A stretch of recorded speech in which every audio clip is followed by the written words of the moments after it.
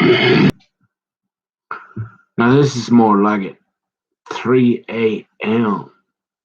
Now I'm starting to feel like a farmer.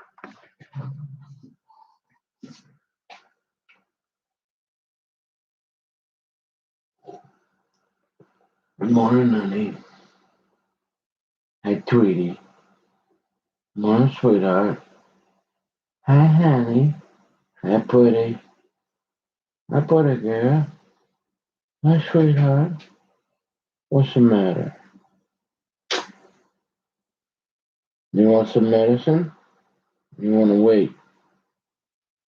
Hmm? You tell me. Hi, sweet. Can I have a hug? Yeah? Can I have a hug from my girl? Can I have a hug, sweetheart? Can I? Maybe? Maybe you're gonna play hard. Can I have a hug? Is she gonna give me a hug? She is. Oh wow. She's gonna give me a hug this morning. Oh, she's kind of fussy. She's a little moody. I noticed being female, it yeah, it goes into doggies and yeah. She says I'm a girl too. I get a little fussy. Mm, I'm a little moody. You gotta be real careful with me. Sometimes she'll come over and make you think, oh, maybe I'm gonna play with you. Maybe I'm gonna give you a hug. Oh no, she back off. Oh no, no, no, I just teasing you, Daddy. Hmm. Oh, I'm just teasing you, Nicky boy. Yeah, yeah, I just teasing you. Hmm. Well, but this morning you say maybe I was real gentle. I could see her. She started going that way, and I was like, hey, girl. And she thought, well, okay, I see you're gonna say something to me. She was heading way on up that way, and I'm like, hey, girl, you wanna come say hi this morning? You was coughing a little bit last night. Hmm. So I like to be careful. I don't like to give her that medicine unless I have to. So I usually will wait. Well, not always, but if that coughing gets going, but like sometimes I can see her eyes, so I'll try to wait and see if it doesn't go away very often. No, but she come over. She's okay. She decided like a woman. She got that personality like a woman. You gotta let them come to you. You can try a little bit. You say, hey, and then she might come over a little bit. Huh? You kind of give her a little bit. You gotta let her decide. Mhm. Yeah. You can't push yourself on girl. You see, you gotta let her. Yeah, I had to let her come over. Normally in the morning she's real fussy. Normally like what you just seen there, she keep on going. She'd be like hi, and then she go off and go. She goes somewhere else to lay down for a while, don't she? So this is a rare occurrence where she come over like this early. Yeah. Hmm. But she said, I'll come and say hi. Look at them eyes, huh? She got eyes like a human being. I mean, she got the prettiest eyebrows. I mean, eyelashes. Yeah. Put this dog down. What? I mean, look. Hey, we're gonna need you to take us to your dealer, Dr. Randall. Mm, yeah.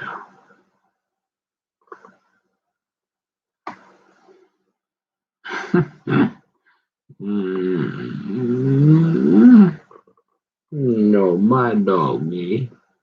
It's just, look at how pretty that doggy is. Oh, yeah, she's so pretty. Oh, boy. All right, honey. You want to stay or not? You want to go or you want to get down?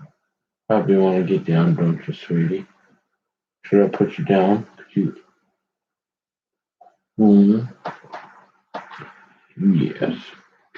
Good morning, honey. Hmm. Yeah. You want to get down or not? No? Okay.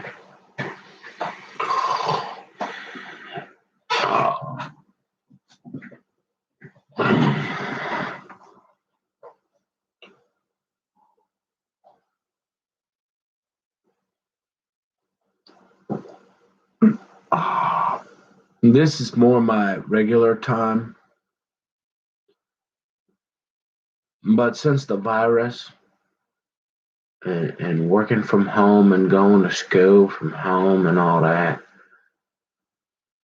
and then somehow that thing, all these coincidences, I get this fancy. I do have the fancy radio. Wow. Well, it was the coolest one. Yeah, y'all. I don't even know if they probably do. But y'all remember Radio Shack?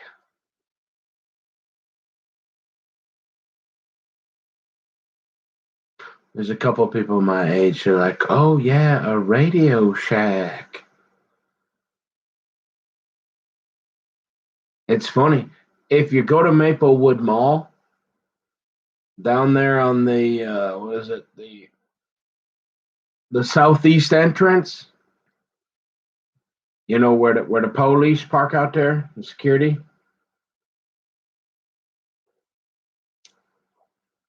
Uh, there's actually when you go in there, you know, you got the men's warehouse on the left. You actually still have a like a. This is how bad off the malls are. There is still a Radio Shack on one the where the old where an old Radio Shack used to be, and they have renovated the heck out of that place over the last few years. I mean, there's actually a radio. I mean, well, there was just before the virus because I used to do. Oh, you mean like your grandpa Gordy? He might know a few people at I don't know, Northtown Mall. He might be the mall walkers. Might be a couple guys with them white balls up there too, if there's any left. Yeah, well, he used to. I don't know if he goes anymore. He went for many, many years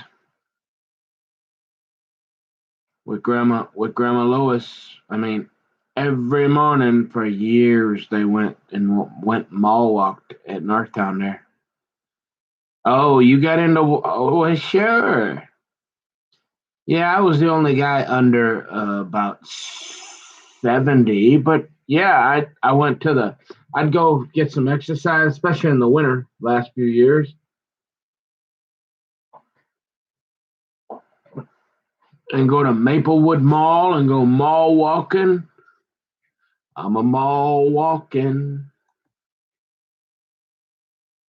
but there's a Radio Shack.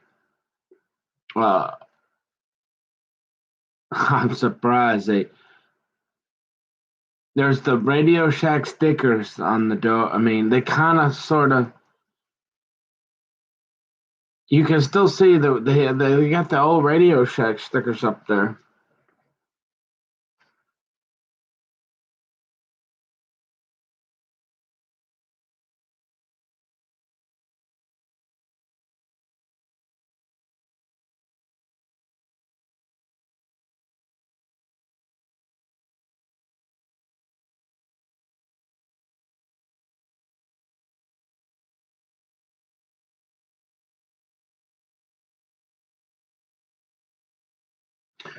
So I was sitting around, I was thinking, I woke up and I thought, coffee sounds good. This is the greatest time. This is the perfect time to be awake. Especially like if you're working 7 to 3:30, you're working a day shift 6 to 2:30. I mean, if you gotta be up. If you want to have a cup of coffee and do anything before work, take a shower, have some breakfast. Yeah, you got to get up at 3 a.m. I used to do this all the time, pretty much every day when I was painting out, like when I was painting those $1 million houses for all them millionaires. Well, we're giving this a try today, folks. We're gonna try it. Remember Nicky boy? He's like a Navy destroyer. Takes him a while to get in there, boy, but you're gonna know when he's there. It's gonna be a little late for reconciliation, if you know what I'm saying. I've been wanting to, you know how long I've been wanting to try to see if this thing will do anything. You know, the ADD, the attention deficit disorder. They say fish oil is big. Hey, go you down to Walgreens. And you know what, folks? Support Walgreens. Stop if you can. Look, I'm not a big fan of Target, the whole bathroom thing, I'll be honest. But you know what? The last thing we want, folks, is monopolies. Remember that? Anybody ever take a business? Monopolies are bad. That's how Hitler and things go. That's how they get this real easy, folks. Support your mom and pops. Let's keep some of these other businesses around. That's good for business. Can you believe Golfsmith? The last Golfsmith well, there might be one in Edina, maybe Eden Prairie. There might be a couple, but the Golfsmith in Tommy, remember the guy started all the treatment centers in the world, right up there sleeping. I gotta be quiet so I don't wake him up. Okay. He went to go get his clubs gripped. Oh, Tommy Pearson. Now there's a cool guy. Golfs with my dad. He's always in the AA tournament. These guys are just gonna have to forgive me. Most of these guys are real open about it. They're not real. A lot of these guys have been sober for long time, and they don't care. And if they do, well, I guess we'll have to have a talk then about ethics with them, because I don't care, because my life's more important than their anonymity.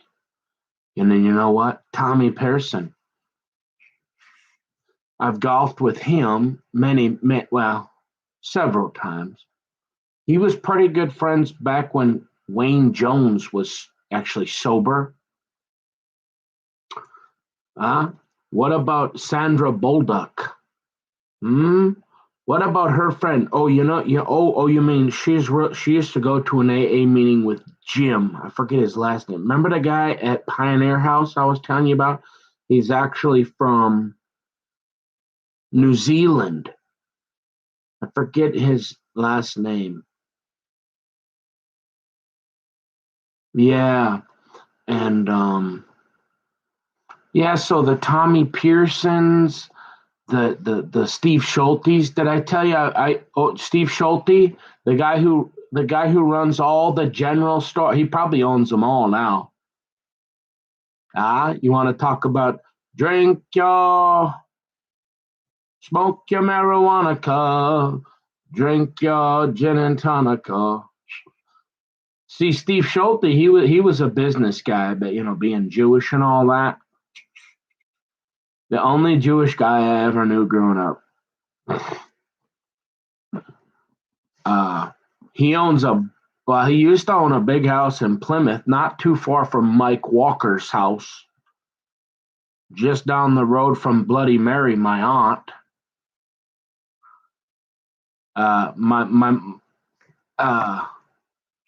Up there on 494 and Bass Lake Road. No,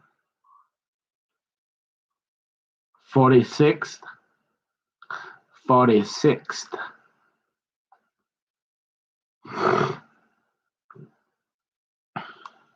Tommy Pearson used to golf all the time, in fact, until recently. That guy was pretty popular. Pretty. He knew a lot of guys, all the Steve Schultes and Tom Nookie. Tom Nookie, he was, I guess, he's a pretty cool guy. So he played cards. Uh, let's see. Where are the other guys? There was a whole bunch. I didn't know them all. I knew some of them.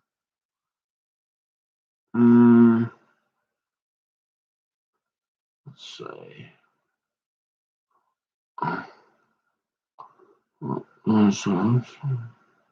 Well, whatever happened to Liz? What is Liz's last name? She actually went out with Jerry Hokanen, who plays out. You want to know? Okay, so Jerry Hokanen, his brother, owned SOS Vacuum in Golden Valley, right next to Down in the Valley on Highway 55. Shelley actually worked there for a while. There's been a lot of people that have worked there.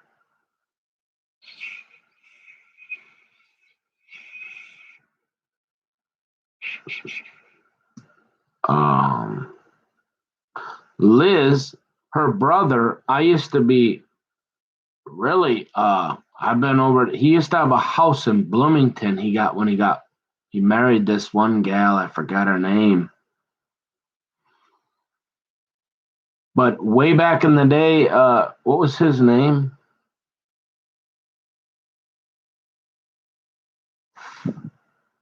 Forget his name. Man, and I hung out with him quite a bit. Liz's brother, he had a house on not too far from Brookdale, just north of Bass Lake Road. Would have been on the east side of what's that road there?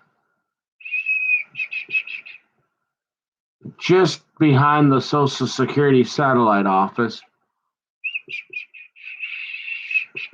I don't even know if it's there anymore, that building.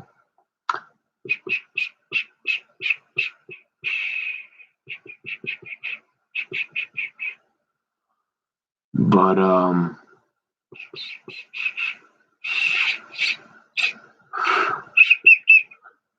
yeah, these are just people. See, Tom, like I said, Thomas Ewald Hokanen. Like I said, I mean, he basically started all the treatment centers. It all started with Golden Valley Health Center, basically, in Golden Valley, Minnesota, not too far from Rachel Lazaroff's house. Oh, Rachel, whatever happened to little Rachel? Oh, mommy. Did you ever kiss her? No, remember? Oh God, I think she was gonna let me, but I think she finally got. I was so scared because I'm Lois's grandson. I went to her house so many times, and her mother was. I mean, I don't know if her mother was prettier. No, I'm just kidding. But they were both. Them dark haired gals. I had a thing for them way back then too.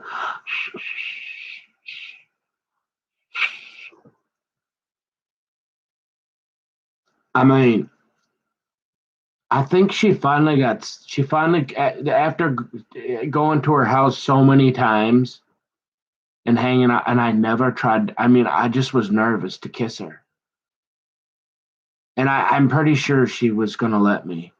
I just couldn't muster up the courage. I couldn't get the courage to try. And I had kissed many, many girls, or a few, and I just never. I never got around to kissing her. Yeah, I think she finally was like, dude, man, you haven't kissed me yet. Like, I'm not going to hang out with you anymore. So Golden Valley Health Center, it all look it up. Do your research. Don't just don't believe what I say. Check some of the facts. So Golden Valley Health Center, it all started back there in 48 years ago, 50 years ago. And that was pretty much the first. They developed the first chemical dependency program.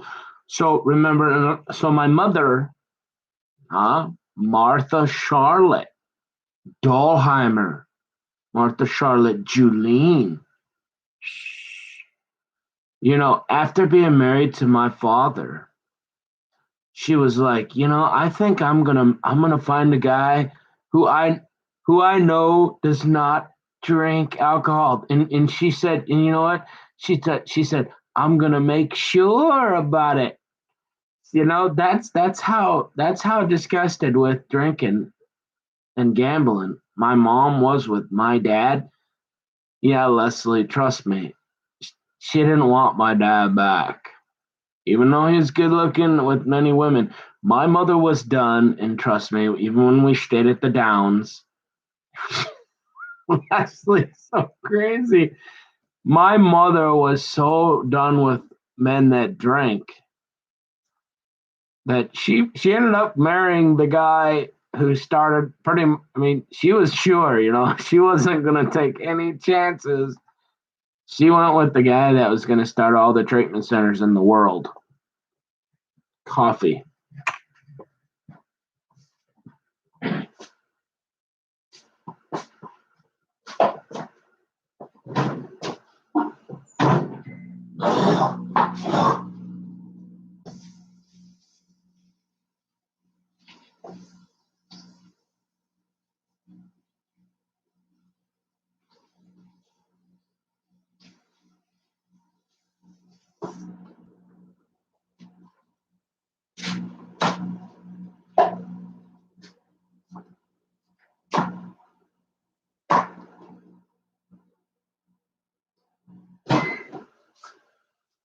Put me on the payroll, kick me down bankroll, buy me your bands and keep my tank full. 'Cause other than that, I don't want no broad. 'Cause Nikki ain't nothing but a dog, boy. We're going to the Downs.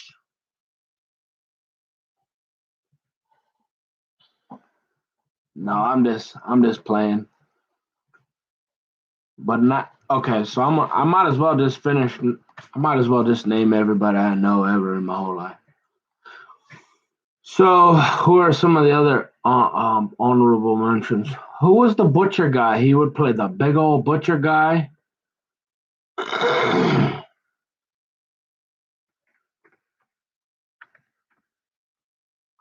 Humongous dude.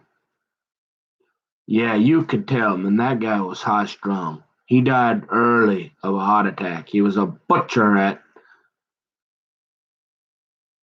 what is that on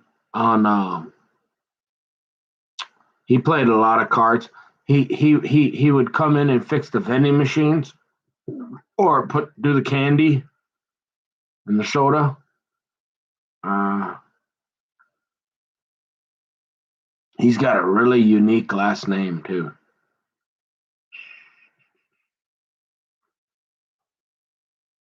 What was that? What's that store? Oh, it was one of those old fashioned. You don't see them anymore. There's none left. This was the last one. It might be called that still. Right across from Kang's Chow Mein.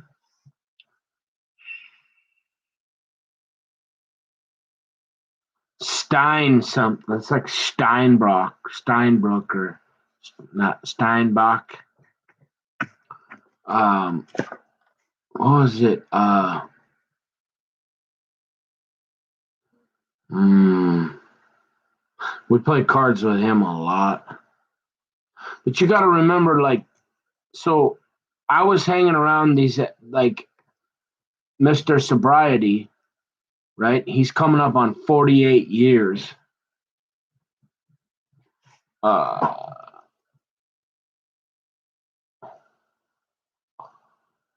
or 49, 48 or 49. I'm not sure.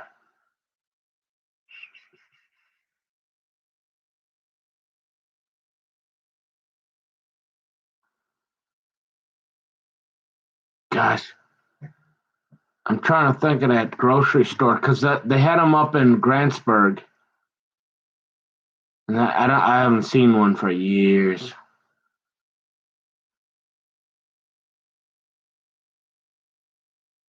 Can't think of it. Well, anyways, so Liz's brother, I used to hang out with him. I'd go water skiing. He was really close with Wayne Jones. Wayne Jones was sober, and so was Shelley. They were sober for like since I can even remember. Wayne was quite a bit older than Shelley. Yeah, I'm not the only one. Um, and boy, he loved her, huh? You want to? I mean, Wayne would always. He'd have to go home too. Boy, she run a tight ship. I don't know what happened. I can't believe that one either, because I'd go over to that house that Wayne built right down the road from the yellow house in New Hope at the. Wayne is Sandra Bolduc, Bob Bolduc. Bob's died a while back of Alzheimer's. Sandra used to go to an AA meeting actually in Maple Grove with Jim and them, and they would meet at the Perkins. And for many, many, many years, they went to a co-ed, and that they don't have many of those, so they didn't. Be at least back maybe back then they started because those guys come from the times when there wasn't that many AA meetings, so they probably had more co-ed back then.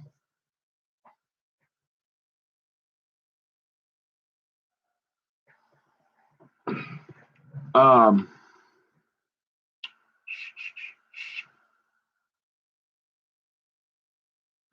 But Liz, actually, it's interesting. Jerry Hokanen, he plays cards. He would play cards out at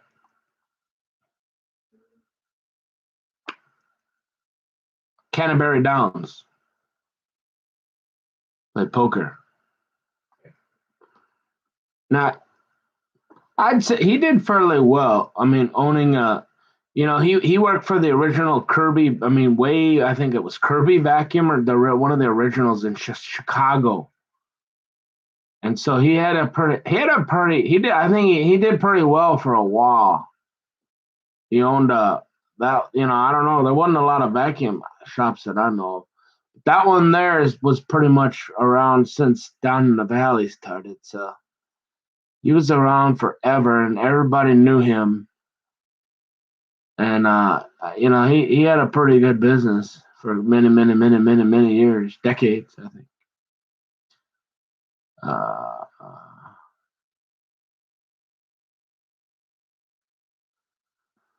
so so the funny story about that is Liz, and she's just this tiny little thing, and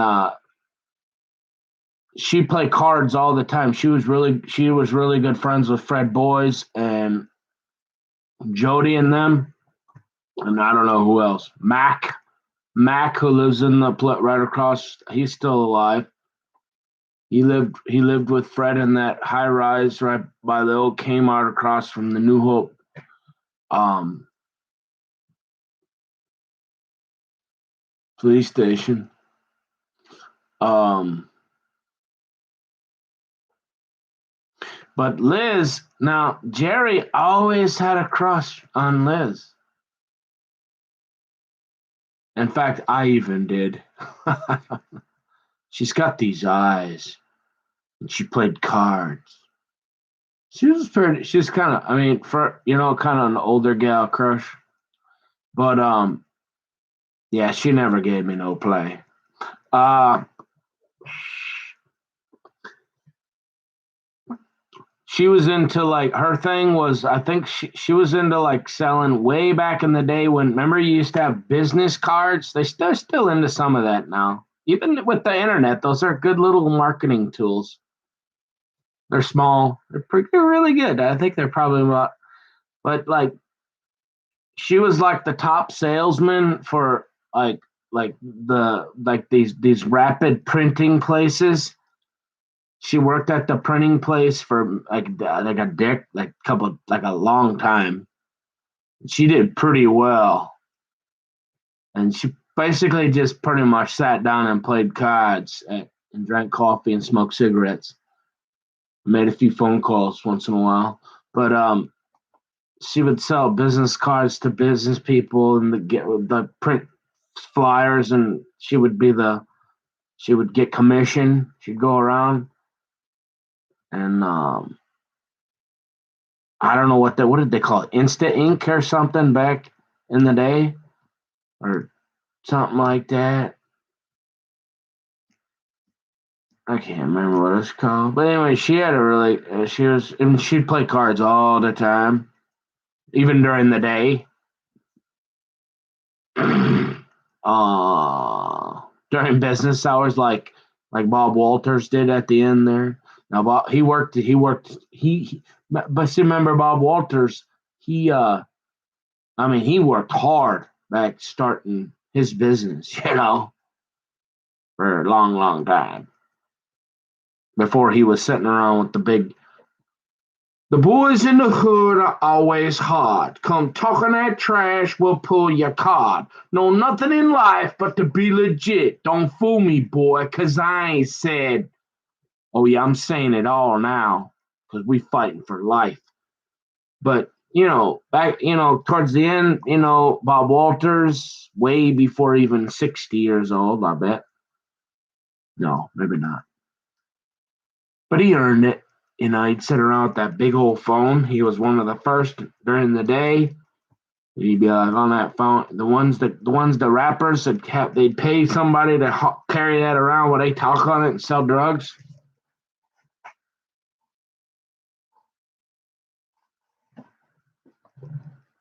He'd be sitting down there with Liz and all them. They'd be playing cards.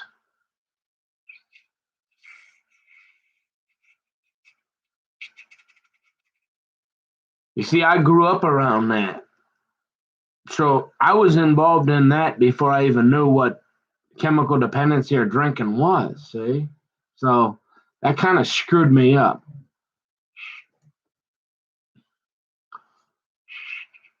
Actually. Maybe not.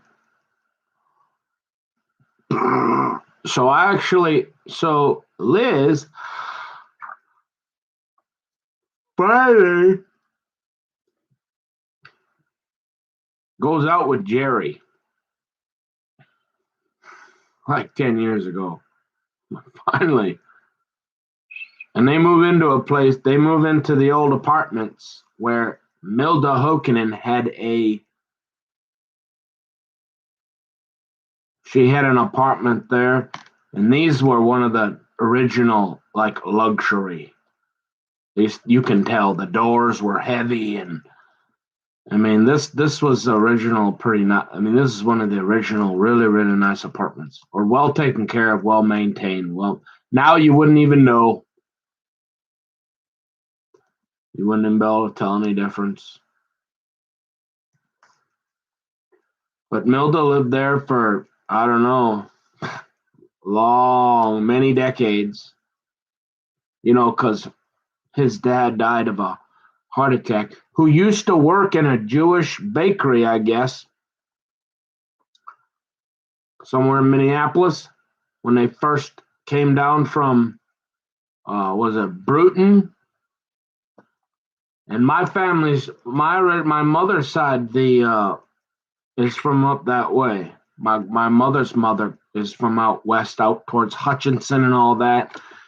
What was there? What was Oxendales? Hmm? The Oxendales. Yeah, they were out that way too.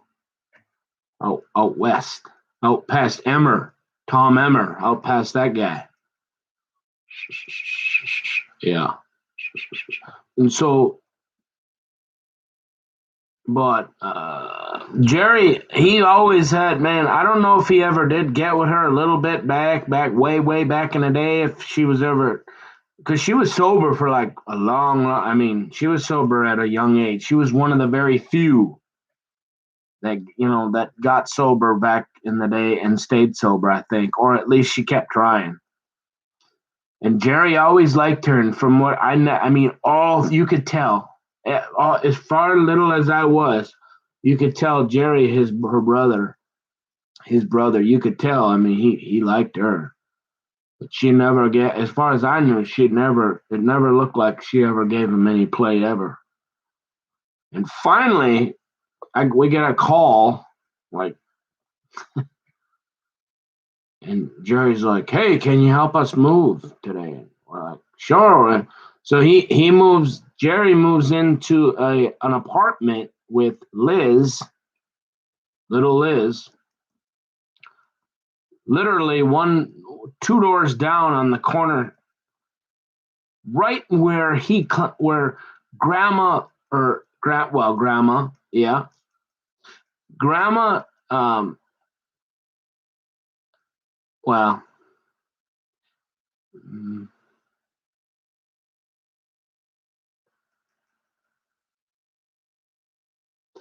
what's her name? Um, I mean, Milda. Now, here's an interesting story. Now, you can corroborate my story. Liz and I don't know, they weren't there that long. I actually helped them move twice. Wait, which one was it? Oh, no. They were staying at a Liz and Jerry were staying. They were together, boyfriend girlfriend, and they were staying with Liz's brother somewhere out in Maple Grove because Liz was working at Boston Scientific. Remember that the Boston Scientific had you could get like $15 an hour. Boom. I mean, you could be all you had to do is have a pulse. And so she worked there, I think. And God, I never seen that Liz's brother. What was his name? He was into this. He liked to do that wakeboarding, that thing with the tail on it, and you'd go up and down. I went in the boat with him once or twice, and his buddy. Oh, what was his buddy? The guy. Oh, I helped him move one time too. Forget his name. The big chubby guy with the black. Everybody liked him. He was really popular. He would always smoke cigars. I could think of his name. I'd have to really. He was really popular. He was really cool. Everybody liked him. He was friends with Liz's brother, really close. He would play cards back in the day too, like poker at night. What was his name?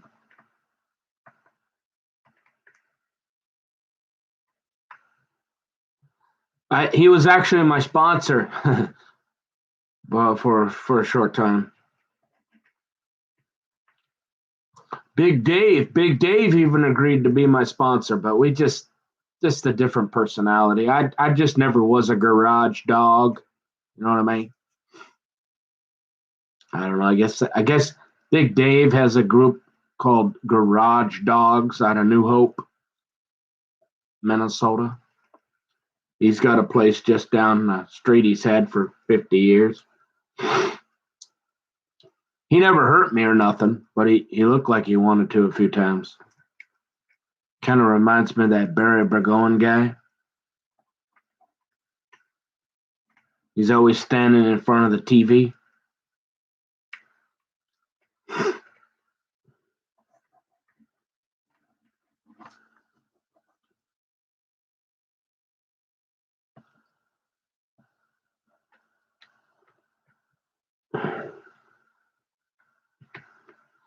So, anyways,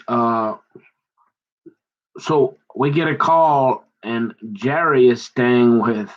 It's interesting to see these people that had really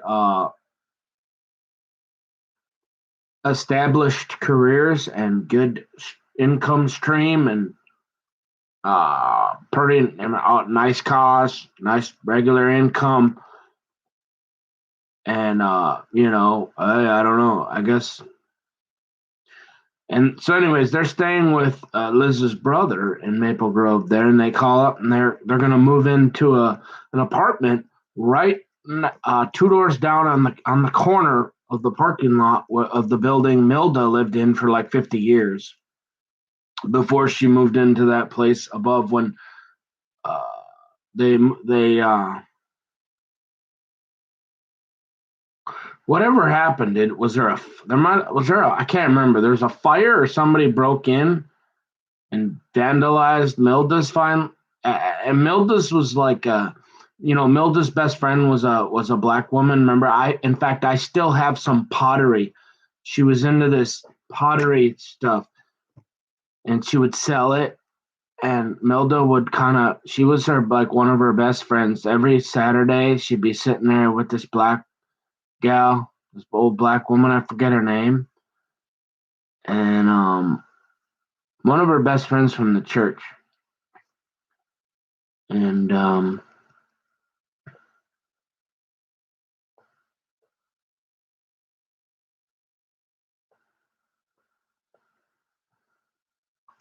I still have a couple things we had bought, like a little train piggy bank or something. Um,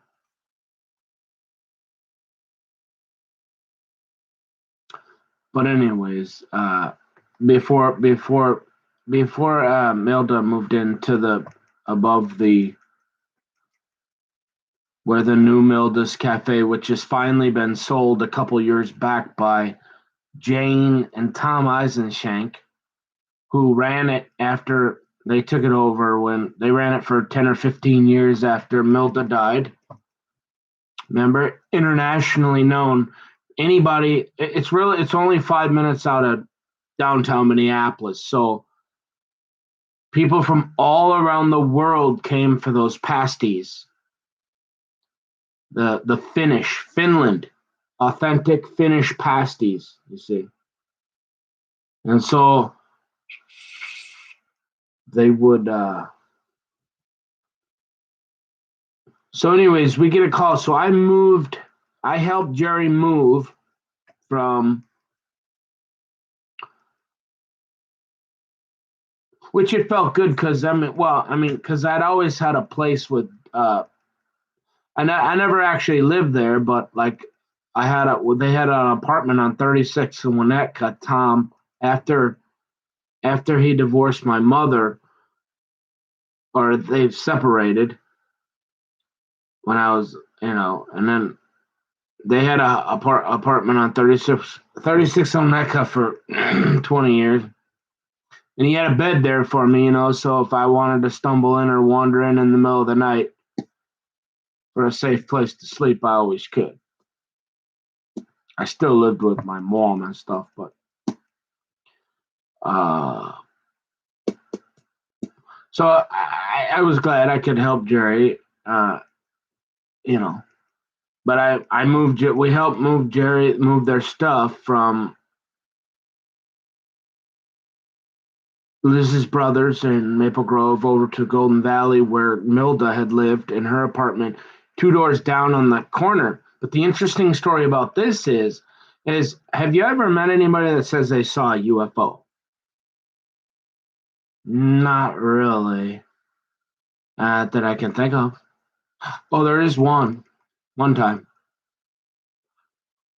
Now, look, Milda, if you don't know, she didn't do any drugs or do any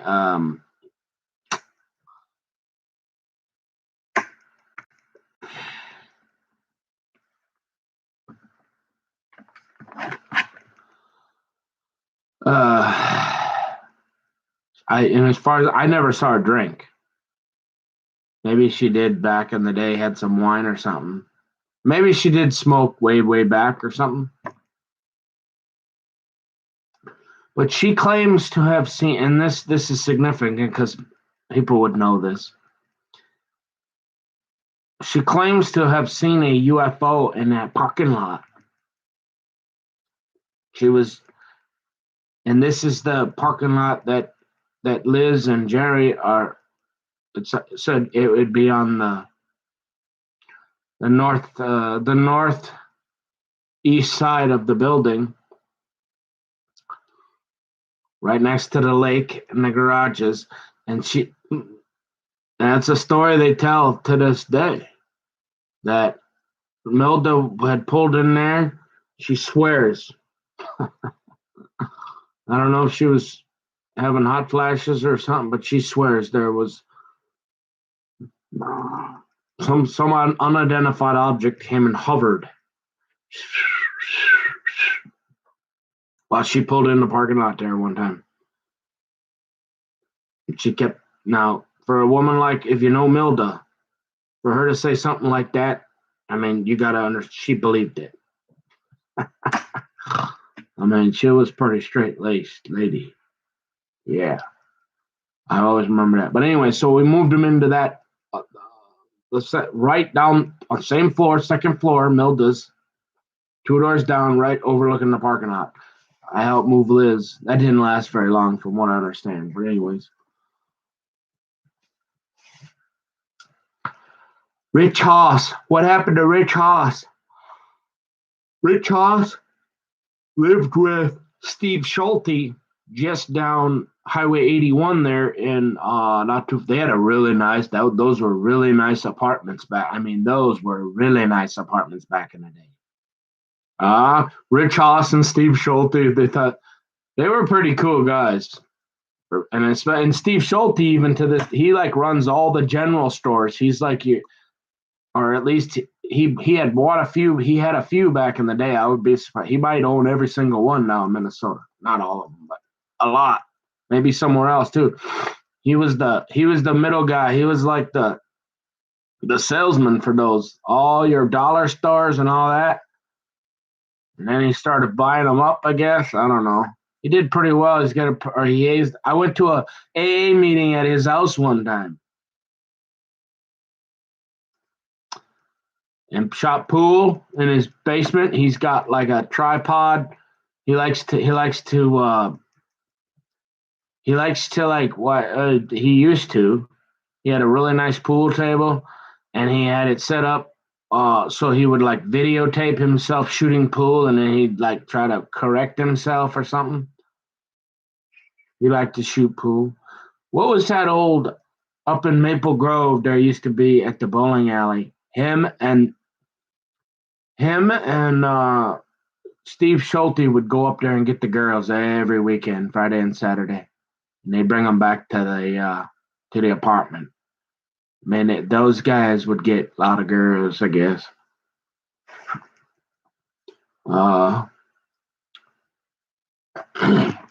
Rich Haas is, I think he's up in. Rich Haas was really. We hung out a little bit. He was really really nice to me, really friendly. Among one of the friendliest guys. Rich Haas's dad used to own the car wash or something in New Hope, the original, one of the very not but forget Buff and Shine and all them. This was one of the very first, like where all your gangbangers would have to go to wash their cars, back in the 60s and the 50s in New Hope. I can't remember what it was called, but one of the originals. Rich Haas's dad or something owned that. Well. And Rich Haas, he was into bill collecting. I think he got some big deal up in some company paid him. He moved up and built a house up in Alexandria or something.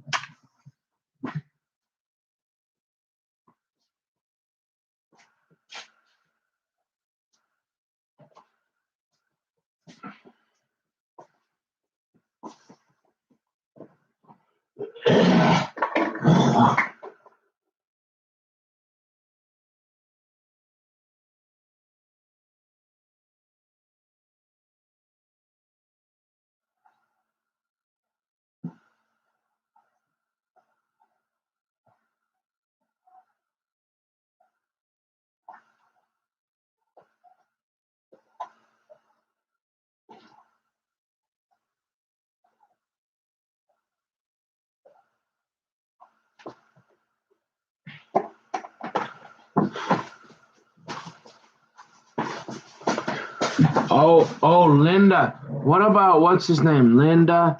We used to play. He still goes up fishing all the time with, or used to. The guy.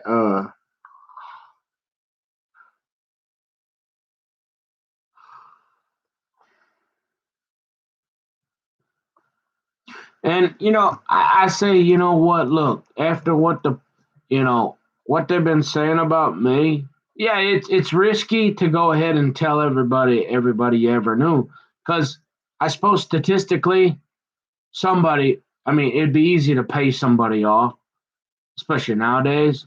I mean, Harry and Larry will do anything for a dime. So there's a lot of Judases out there. Judas is the betrayer.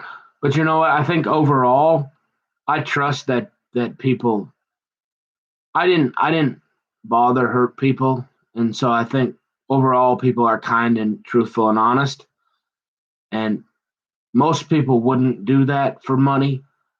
Most people, and I didn't hurt anybody, so they'd be outright lying. And I'm sure there could be one or two or even more. I suppose of everybody, all the people you ever talked to in your whole life that didn't maybe you didn't know didn't like you a lot more than they let on or something, and they might there could be, but I swear to God, everything I tell you is absolutely true on the Bible.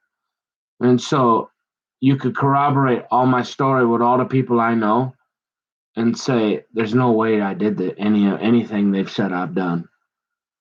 Not a chance. Even if a couple came forward and said, "Oh, he did this or that," because you've got hundreds of stories that I tell of my life, right? That the idea that one or two or three people statistically would say something bad, that's just probability. But it's worth the risk of somebody saying something negative, that all the positive will be far outweigh any negative that somebody's making up that is willing to lie about me, because I really never hurt anybody in my whole life. Didn't Wasn't real accomplished, hey, yeah, just kind of a little bit of that and a lot of that, and you're like, yeah, life kind of passed me by, I guess. I didn't. But look at that gal that was gonna become a biologist. I'm kind of like her. I'm kind of like, I'm glad I didn't fit that mold. It's because it's made me who I am today. It makes me interested in being a family man and realizing that the only happiness left is, 1 acre power water with somebody you love. I'd rather live in a cardboard box with a gal that loves me and I'm happy. And I'd rather be happy around my wife and be poor and that she still loves me than have all the money and all that baloney, because it's going to be $50 bills anyways in a wheelbarrow. It's something, maybe not in our lifetime, but it's looking that way. I say stop supporting when you can. Don't let Walmart put out Walgreens and CVS. Let's keep some of these around. Yeah, okay, I get it. Like, it's by design though. They're a little bit cheaper, so that $3 or $4 that you save every time you go to Walmart. Yeah, that can be the difference between a hardworking family,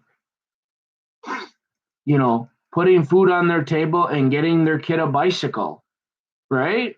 For sure. But I say the people that can support the mom and pop, support the other ones so that we don't come down to only Walmart, which is, I believe, truly what they're ultimately trying to do. I mean, what better way to bring this on than if you've only got one place to shop?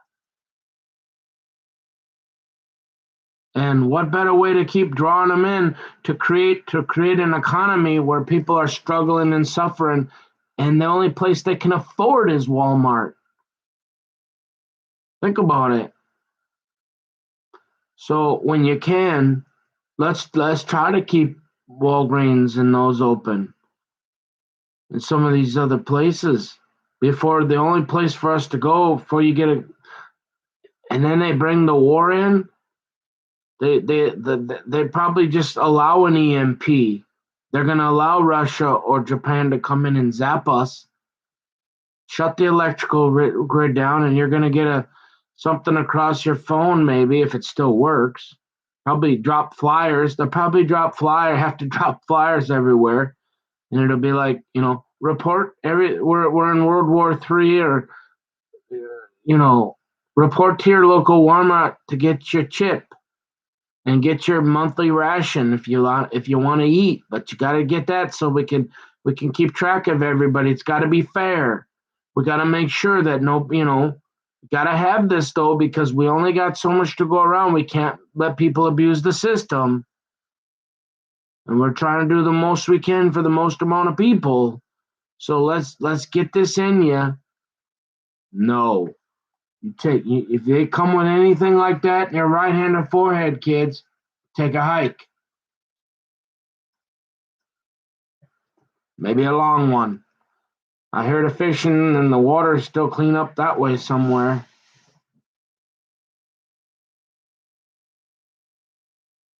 Okay?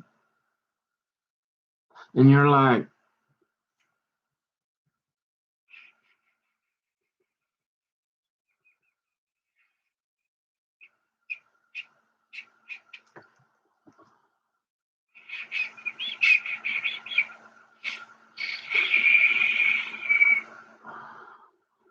yeah.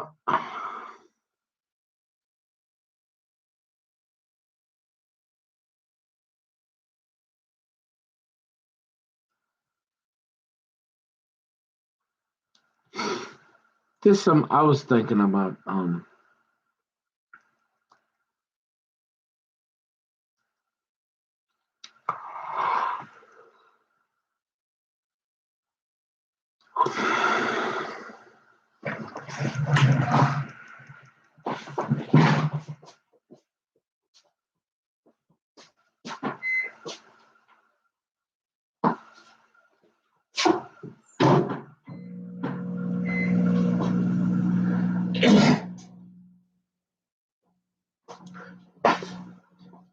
it's kind of a strange relationship being around all those people like in recovery and AA growing up and like experiencing that prior to any alcohol abuse or anything. It's almost like I don't know. It was strange to try to well, like I said, a lot of those guys would be like, kid, I spilled more alcohol than you. Like you cannot come to our AA meeting. And I'm like, well, but my dad's been coming here. They've been making me go here for 50 years. And you're like, I drank one time and they're like, you got to go to AA. And so it was confusing from the start. And so I think almost subconsciously, I almost maybe went out and tried to like prove I was an alcoholic or something, which I never could do because they'd always say, go do control. Yeah, sure, I got in trouble drinking and driving, but everybody did. You couldn't do it anymore. If you got in a car and drove, drink, you ultimately, if you did it enough, and I did it a lot, never hurt anybody, never crashed a car, but boy, them police, somebody liked to see me in handcuffs.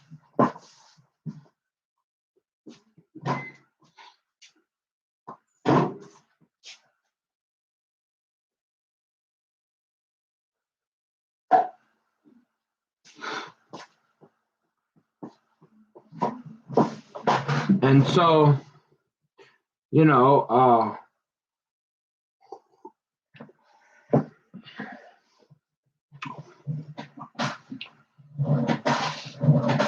well, yeah,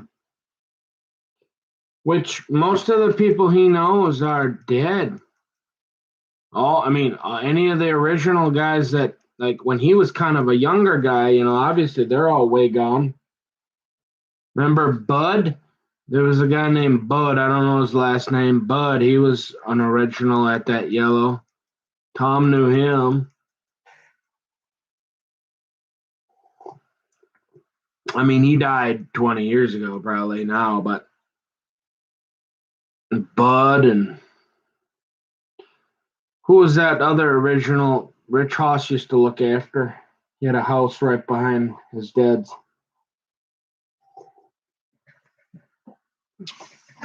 He was kind of not quite as old as Bud, but up there. Forget his name.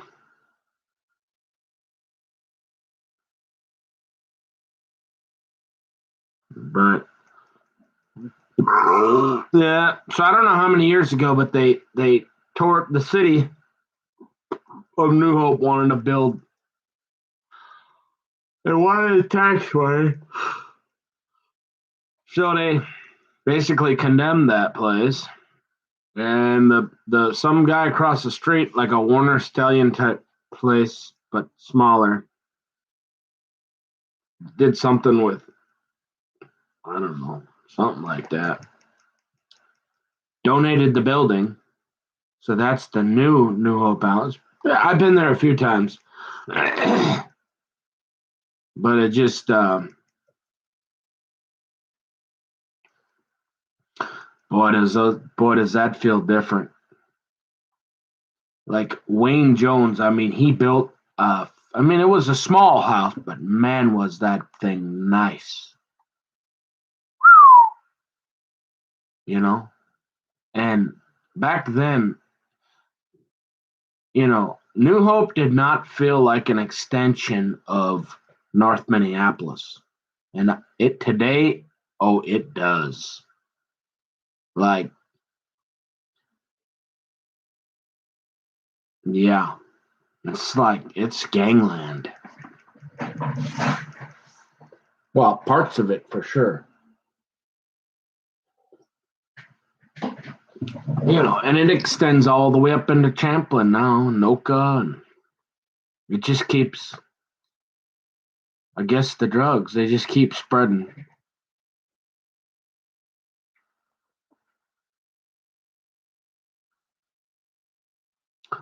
But I mean, I just remember going down to New Hope a few years ago, 5 years ago, and it's like, whoa, it just feels like a whole different country. Then, because I was going there as a little kid.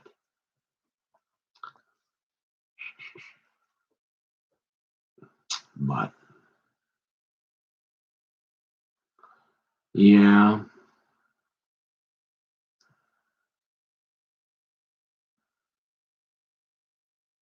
And you remember you say they would always say go out and try, because I'd always be like confused if I never really felt like an alcoholic, but I had these DWIs, and so I'd be like it'd be hard to argue against those, especially in a treatment setting. The whole, well, they used to drive you home. Well, you kept getting in a car. Well, I like to go have fun. And that was the only way to do it. So, but they would say, go try some controlled drinking. And I'd do it. I'd go home for 1 month. I'd drink one beer every night. Did it many, many times. And they'd be like, you're not an alcoholic, dude. We don't know.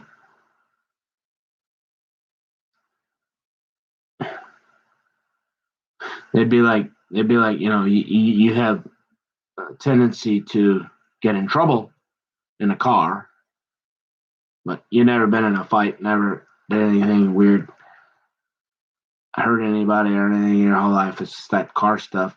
And if you're going home drinking one beer for 1 month per night, you are not an alcoholic. And I'm thinking, nice. I did not want to be an alcoholic.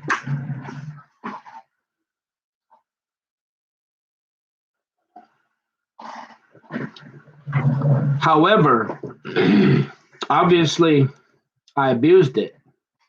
Oh, I abused it better than most. Like I said, I never did. I'm sure there's plenty, but there was not. I never met any guys that I ever really drank with.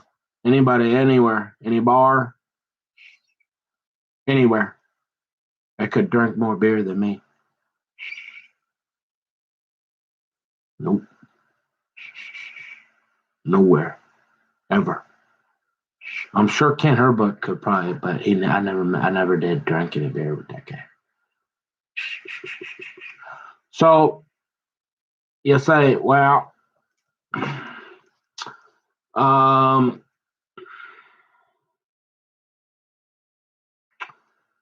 okay, that's nothing to be proud of. Nope, not at all. And so you said, well, then, so where you at with that? It's like I'm sick of it. I got sick of it a while back, and it's kind of like the marijuana type thing. It's, I really think I just grew out of it. Like I spent a lot of my life doing it, and it's boring and it's dangerous. And most of all, now the Bible. Don't remember. We're back to the only thing similar is fear that we're reminded not to drink alcohol. It's like an asp. It's like a rattlesnake. You could go 15 years, and all of a sudden your brain does a trick on you, and you're like, you never know. All of a sudden you get in a car and your life's over. Nah, but for me, it's more of an idea that, and here's something I was talking to Tom about last night, because I really truly, they'll always say once an alcoholic, always an alcoholic, right? Well, they always told me that I'm not an alcoholic. If you can control your drinking, you are not an alcoholic. You might have problems when you drink, but you are not an alcoholic. Like, like Dudley getting excited when the sunnies start biting out on Medicine Lake, or that guy, and he might still be alive. I was always surprised. They would always. There was a guy in New Hope who he was a business guy. Really, really had a nice family, nice house, very nice income, and he was the town. He and his wife kept the house. He might even still be alive, and he wandered around drinking, homeless. All he wanted to do was drink. And you'd see him lay around town. They'd leave him alone. All he does is walk around and drink. He could not get sober. He had a wife and a house and an old career, and he's like, I don't care. I want to drink alcohol. Yeah, that's an alcoholic. He might still be alive, probably.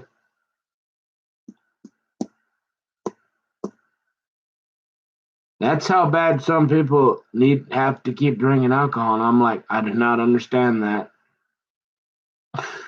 And so I'm saying not only because of the Bible, but I'm thinking, like, again, at my age, if a gal 18 to 30 take a chance on me and give me a little go, hey, I'm saying not only from just a biblical standpoint, I would like to have a life. I figure, because any decent gal, she's going to look at me on paper and she's going to be like, well, look at all them. I just need to know, like, yeah, I believe everything you're saying. That's all fine and dandy. But what do you say you show me for a while and promise me that you'd never do that? Because I don't want any of those problems. And I'm young and pretty and I got milk and honey and I'm half the kingdom and I'm way more important than I. Yeah, you don't need none of that if you got me. No. Mm-mm. And so she's like, and I'm like, yeah, I like that idea. I like the idea of having a family with zero risk. Like there's no question that it brought me problems, and I don't want that in my life. Not because I feel like an alcoholic, but just because I just don't want. I want to raise a family that doesn't. My kids never see alcohol. They never even see me drink a beer. that's not an example for them. I want to enjoy life without it. I want to do life with my wife sober. I want to authentically enjoy the experience of being married to a woman and not having intoxication or uh, alcohol being a part of, at least for me. Hey, if she wants to have one or two, I don't care. Once in a, but nothing more than that. I don't. I would start not liking. You know, but it's like I just don't want to bring that into our life. I want to enjoy a life, the second half of life, regardless. Well, you said, what do you got all these coins for? Well, like I said, I mean, he's got quite a few, and I've had to been forced to have a few over the years, so I've got a few of these laying around. But that's important. That what's on the back of that coin. God grant me the serenity to accept the things I cannot change, the courage to change the things I can, and the wisdom to know the difference. That's you can apply that to life. Yeah, you can apply that pretty much. That's pretty much one of the golden rules. Treat other people, and I'm still working on that a little bit. I know. Treat other people the way you want to be treated. Live, accept the things you can. I can change if I'm going to cuss today. I can change my attitude. I can change what I'm going to listen to. I can change what I allow into my what I watch on the TV. There's things I can do that affect me subconsciously, and I can decide whether or not I want to get I want the type of gal, I want the type of caliber of woman. If I'm going to spend 50 years with her, I want the kind of woman that wants to not doesn't need alcohol around, you know? Like, why do we even need that in our life? We don't need that. I don't want it. I wasted a lot of time and money on it, and I'm bored with it. I don't want to do it. Most of the world still does it. That's fine. Wayne Jones still, I guess, he drinks his beer. I'm surprised. That guy, and he's functional. He works. Well, he's getting older now, but he would go to work, and he's good, awesome, finished carpenter. He can do anything with a house too. Really, really popular. Oh, Kevin Grants. Anybody know Kevin Grants? Oh, sure you do. He's real good friends with Colton, his sons, out in Monticello that way. Y'all know Colton Jones, huh? Mr. Hockey. Not Miss, but he wasn't as good as Max and them out in Edina, but they're cousins. But he was pretty good. He played AAA for somebody for a while. Mm. I can't believe that those Shelly, and she's up with her mom somewhere. She went. I guess she relapsed or something, and that's part of the reason why Wayne and them broke up. But she's up in. She lives with, or she was living with her mom, going back to school to be a chemical dependency counselor. That's another one. I just can't believe they divorced. Seeing how much he loved her. It's funny. You want to talk about half the kingdom. Wayne, boy, she had him on a short leash, huh? Everybody would be playing cards down at New Hope, the smoke-filled room, and Wayne, oh boy, he loved it. He'd get about as excited as Dudley when the crappies were starting to bite out on Medicine Lake. Oh, on poker night. Oh man, that he'd get his two-fisted, he'd get his cigarettes going and his coffee. Oh God, he'd get excited playing cards. And a lot of times you'd have 20, 25 guys, 25 people. And Liz would be like the only female in there with all the guys playing cards. And they would take turns rotating, because you only play with 9 people like they do. Or how many I think they modified it a little bit, but and then you'd have 20, 25 guys in the heyday. way in the heyday, you'd have 20, 25 guys sitting around in a little, a little 10 by 5 room watching and smoking, and you couldn't even, I mean, you walk in that place, you couldn't even hardly see. And they'd rotate guy and oh boy, Wayne. But you know what? Wayne would always have eventually like Shelly, boy, he'd be like, I have to get home. Shelly, I gotta go home. Shelly wants me, he'd have a curfew. And I'm thinking, half the kingdom, you know? Like, yeah, like I gotta go home, my wife. All the guy, I mean, he's more excited than anybody to be playing guys, because they do it on Christmas, New Year's, and like one or two other times a year or something. And I always found that funny. He'd be the only one. He'd be like, oh guys, like, thanks for the. They're all gonna be sitting around for about 4 or 5 more hours till like 4 or 5 in the morning, and Wayne would be like, I gotta go home. I gotta get home. Shelly's gonna get mad at me. And I'm thinking, there's no way you're ever getting divorced, dude. Like you're like mad in love, and like I wanna see you guys married. I wanna be going to your house for Christmas when I'm 50, and I'm gonna. And then they break up. They had a really nice house out in Maple Lake or something. He built that one too. So I don't know. It's just amazing how life changes.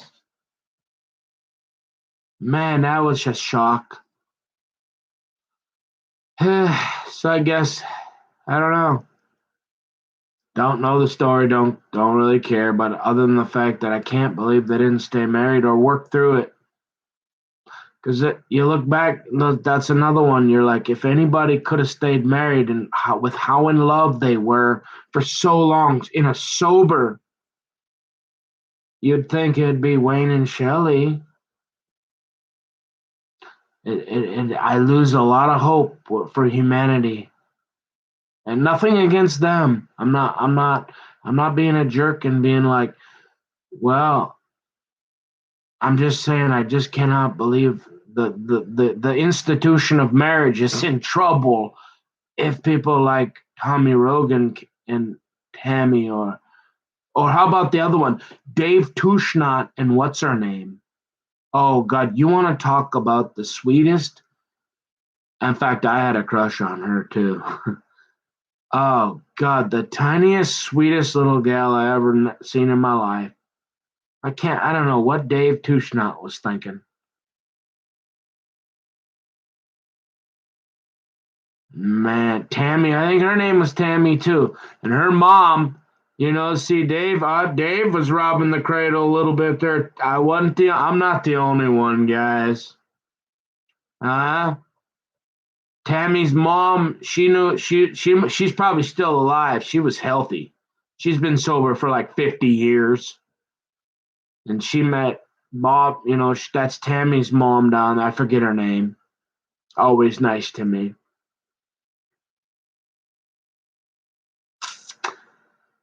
I guess Dave drives truck or something now. Got a new girlfriend. I'm thinking he was married to that Tammy. We'd go up to Fisher's all the time. Fisher's Resort on Mille Lacs every year. We go up there. Man, I thought they'd be together forever. She'd come in and sit on his lap while we were playing cards. God, she was cute too. I had a crush on her. Um, well, not a crush, but she's a married woman. But she was cute. She was a lot younger than Dave, and I thought, how in the world could Dave let that go? I don't understand how people. How do you get any better woman than that? Than Tammy? I mean, she just. I'm serious. The sweetest, soft spoken, gentlest. gal you ever seen in your life?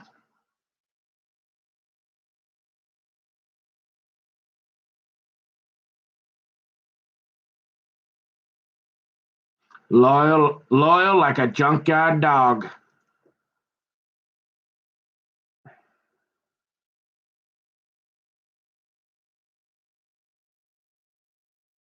Yeah, so some of these people I see that got divorced, it don't give me a lot of hope for humanity. Because if they can't stay married, we're down to where pre-trib guy says they're gonna refuse to get married.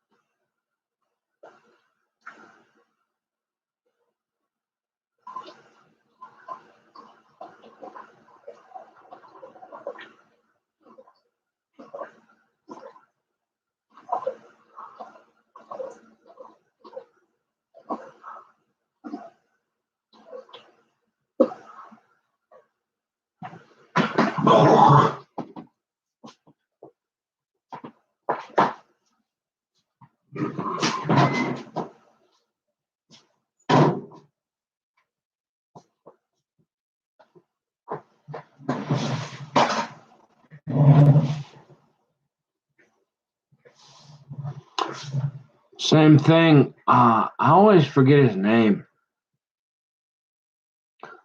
I went snowmobiling with him and wasn't Martin. What was that guy's name? It's ironic though, it was Martin's friend. His girlfriend. Oh, she was cute. Or how about what's his name? Who he did stay Kevin Grant's. Oh, Kevin Grant's wife.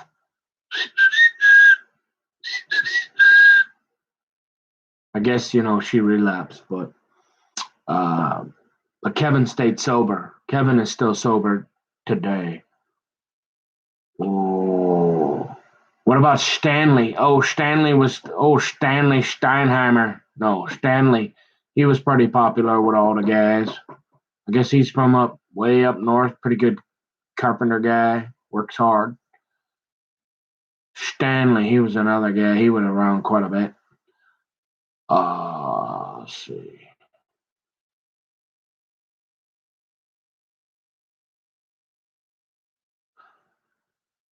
Yeah, I mentioned the Subway guy.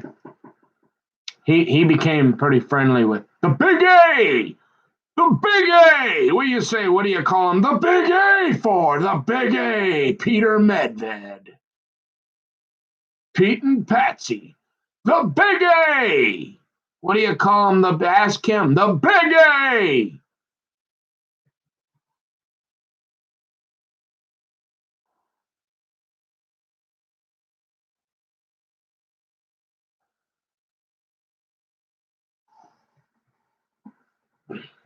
Who's the Subway guy? Yeah, he was good close friends with Wayne and all them. I thought for sure Wayne would be sober. He would have stayed in AA forever.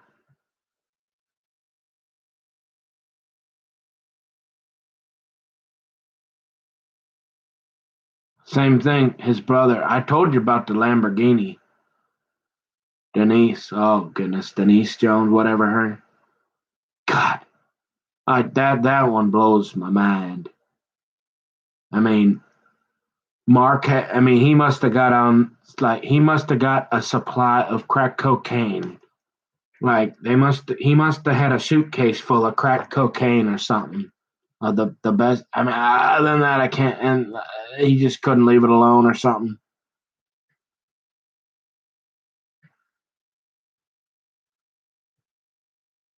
Other than that, I don't know how you could lose that. You know, I mean, when are men gonna figure out that you know women are women and women can have pretty much whatever they want and they're only with you because they love you and you gotta love them back and you gotta treat them real good because they can do it. They can pretty much. Yep, the queen. All you gotta do is look at the queen. She's going wherever the hell she wants, whenever she wants. Nobody says anything. Every once in a while, somebody you knock one over, but mostly it's just bing, bing, bing, bing, bing, bing, bing, and the king's like one move. Every 3 months he might move one spot. When are men gonna realize that you got to cherish your women?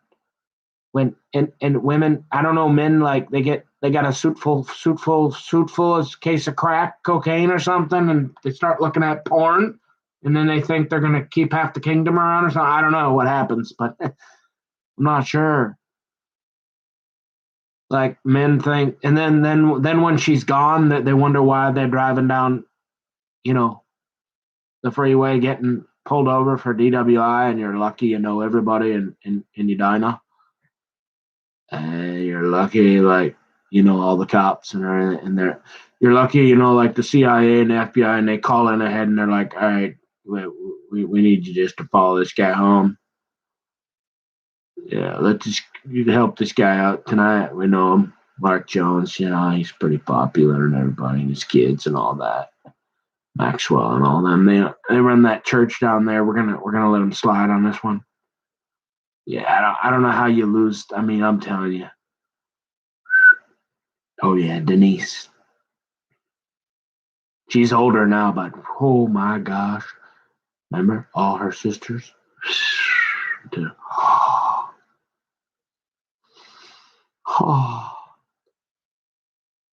Yeah,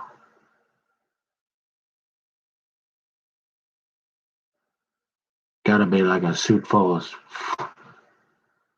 I don't know. I'll never know that one.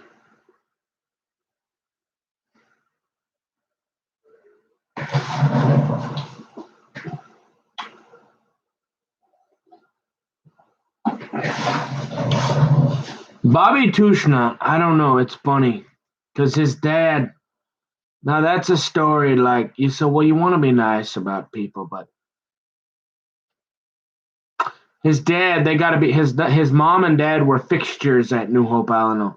His brother was friends with everybody, and so was Bobby. But Bobby would never stay sober, and he was into the crack. So, but the funny story about Bobby is he had this back in the day. Bobby would wear this trench coat, like this. He would look like a kind of, but he's a short little guy. Man, was he must have been able to fight though, because he was the cockiest little thing there ever was. It doesn't surprise me for one moment that somebody blew his brains out over on the north side. I'll be straight up. Yeah. He probably is the cockiest, mouthiest, arrogant, rudest guy I've ever met in my entire life. I'm gonna be honest. But he was married to this gal from New Hope, and she was a short and she was really big. And I remember that was the strangest couple I've ever seen in my life. She was like older. She wasn't bad looking, but it's just Bobby Tushnot in this large. She had dark hair, and you could tell like she was smart. She had a really good job, and she put up with that guy for I don't know how long, but Now Dave stayed sober from what I understand. Like to gamble. Maybe that's the only thing I can think of is unless he relapsed and I don't know about it. From what I understand though, Dave always stayed sober. He liked to gamble, so he would go out to Mistake Lake. The only thing I can think of is he met some gal that took her panties off and threw them at him and said, "Hey, want to give me a ride home or something?" She had a salad, threw her panties in his face, kind of like Tiger Woods. Remember that? You ever see them commercials or the way back in the day? All the girls literally on the golf cars as he's walking through the gallery, literally take their panties off in front of everybody and throw them at Tiger Woods. Yeah, I'm thinking like in order to give up Tammy and his daughter, Dave, some gal at Mystic Lake took her panties off and like wrapped them around his face and was like, "Hey, you wanna give me a ride home?" And he was like, "Okay, if you're gonna make me." I mean, other than that, I can't believe how he could divorce Tammy. Other than the fact that he liked to gamble and she got mad and she started being mean, like, "Hey, I have a right to be mean here. You're out gambling. It's more important than coming home to me." But how gambling could be more important than Tammy? I don't understand. I don't understand how these people. I mean, I understand like initially, like maybe when you're first getting sober, like you have to go through some of that, like I did too. But to like go through it again after you've been sober and you got like the best thing in the world, you've been sober many years, you got the most perfect wife and family, and to throw it all away and even stay sober to think there's something better. There's nothing better that I'm telling you than Dave Tushnon's Tammy. I mean, she was just a perfect feminine female.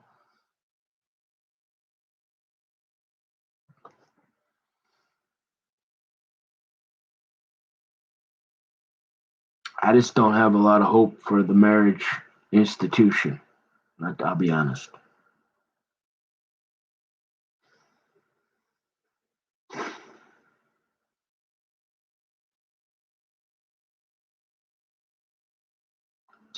But yeah, so I don't know.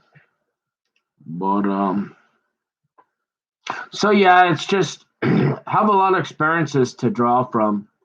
And it's like, well, uh yeah, I just don't I don't want to risk it. I don't even like it. I like being in control now. And if you drink alcohol, sin croucheth at the door. I mean, the fastest way to invite the devil into your life is, I think, start drinking alcohol. Fastest way to say, "Hey, devil, come on in." Um, it's just there's no need for it. I want to do life without it. I like my sobriety date, it's not even a sobriety date, but I like when I last drank. I like the date. And no, it's none of your business. I got up at 3 o'clock today. Um,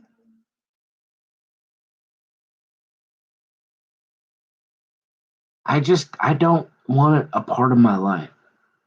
I really don't. I quit on my term. I stopped alcohol on my terms, the way I wanted to do it.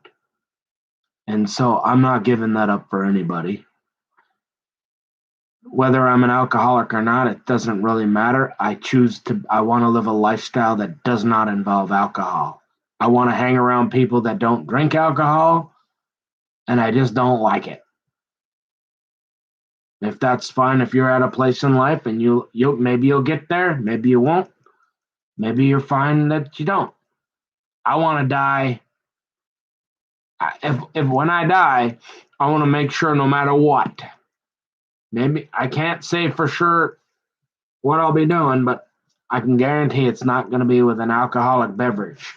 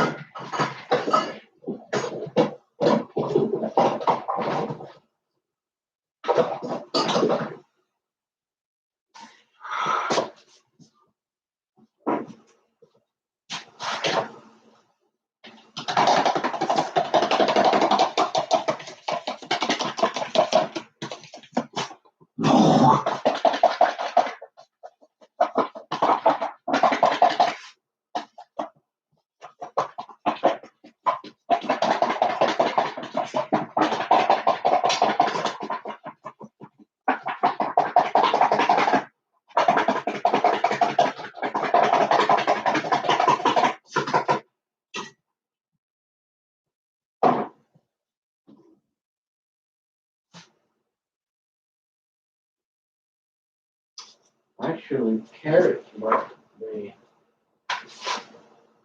might be all right to add to. Yeah, I think I'll put some carrots. I think I'll put some carrots in my eggs. What do you think? Carrots? Carrots in my scrambled eggs?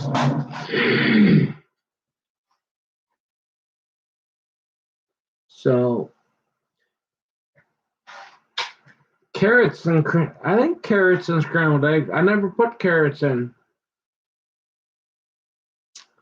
I wouldn't want to put like green beans or peas, but I think carrots would go all right. Peas, nah. Maybe you can do green beans, but not. I'd go with carrots for green beans. Green beans would be all right, I guess. Peas, I don't think peas would go very well.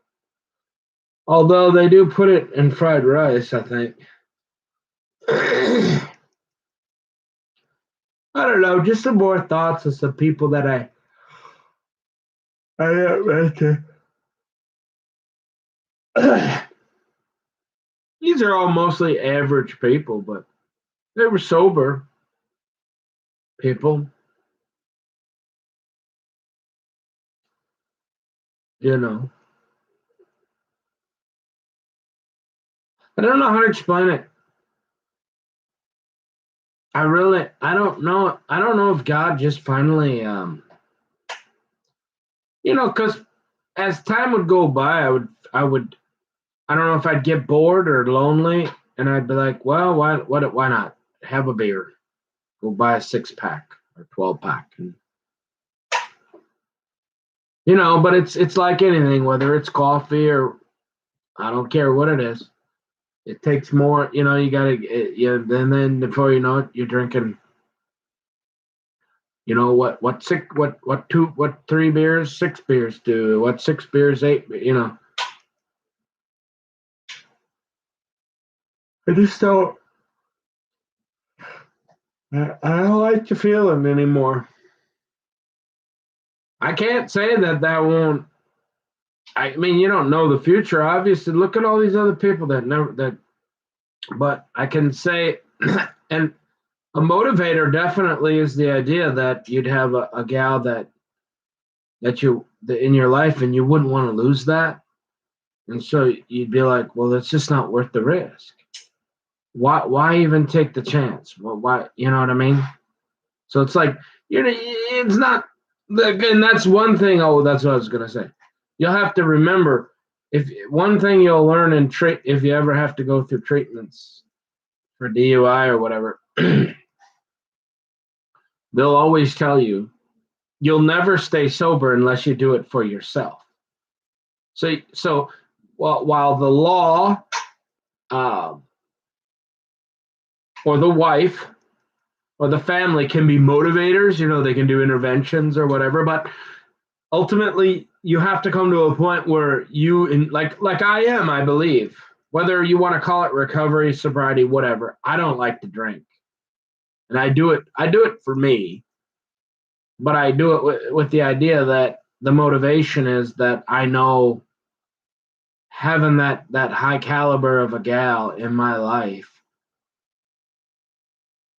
that me not drinking increases that exponentially for a higher caliber gal to be in my life, right? And so that's why I choose not to drink. Still like ladies, but they'll tell you you can get sober for those reasons, but in order to stay sober, you have to find it within yourself and do it for you.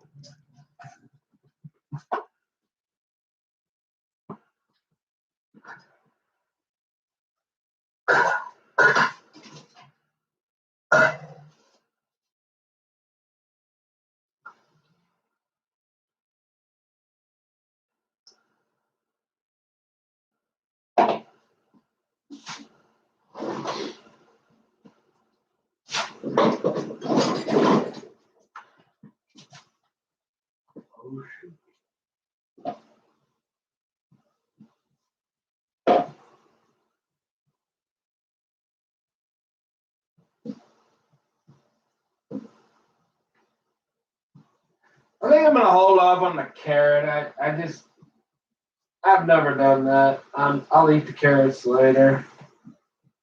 I'm just gonna have regular eggs. Actually, I think I'm gonna have some. I'm gonna have some toast with it though. Yeah, for sure. I'm gonna have some bread with it.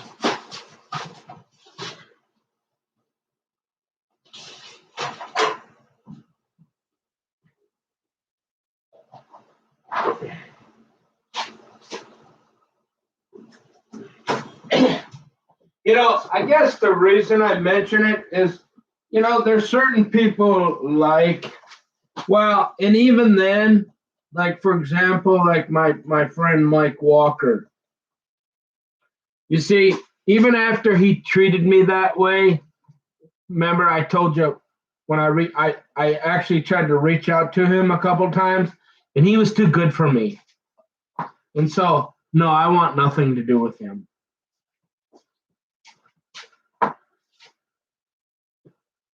Okay? No matter what. Not interested. Ever. Okay? We call that integrity. You see? We call that integrity, folks. Self-worth. When somebody do you remember the white ball, the big baseball, softball, it don't matter. Yeah, we're not friends anymore, man.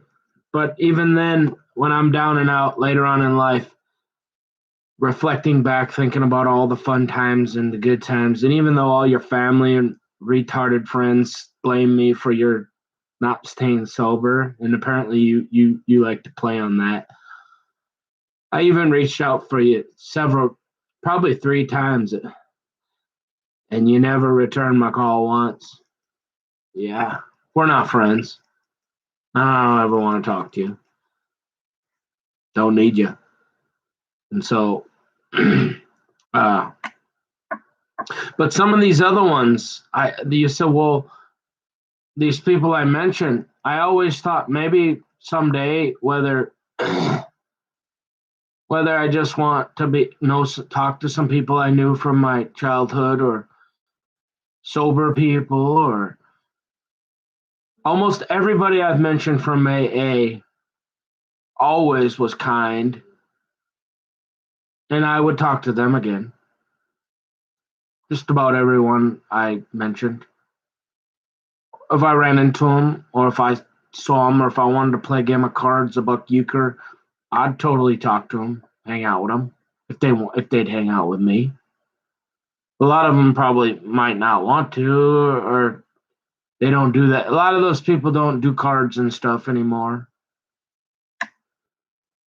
But yeah. So.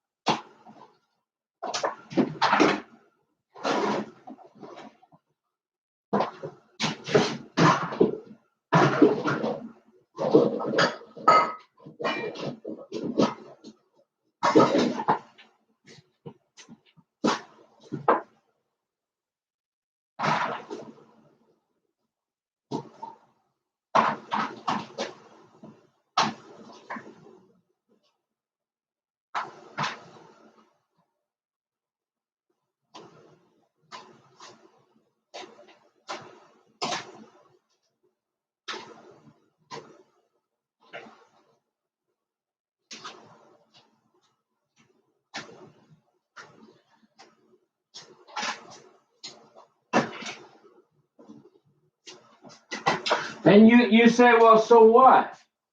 Well, it speaks to my character. It speaks to my character that I actually have self-worth, that if somebody treats me a certain way enough, hey, fool me once, fool me twice, fool me. Hey, I can take a hint. You don't got to get out the tarot cards, really. I can see it coming. But yeah, that's the fastest way to get rid of Nicky Boy.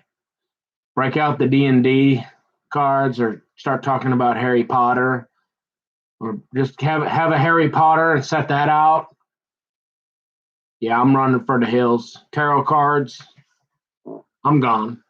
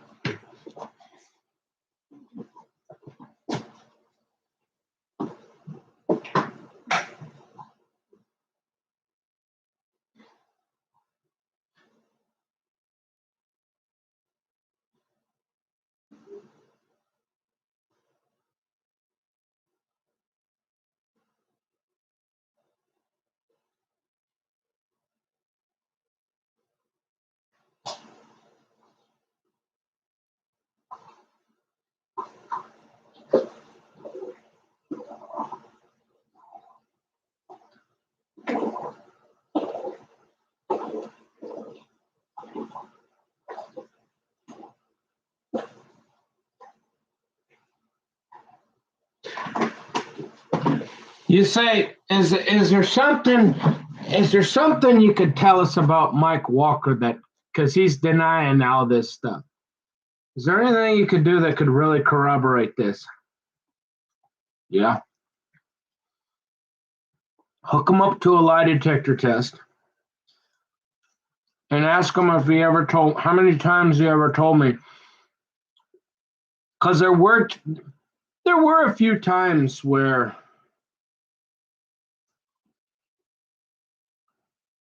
Yeah, I suppose he was pretending, but trust me, he never relapsed with me once, ever. Meaning his brother or somebody, or Boy or Steve Bolt boy, he was close to him, or never. I might have called him up and been like, "Hey, you want to go do something? You want to go smoke some weed?" And he'd be like, "No, I'm sober." That might have happened a few times because we were friends for a long time, but never once did I ever cause his relapse. Never, ever did he ever go, "Okay, I'll meet you. Let's go get high." You know what he would tell me though? Ask him.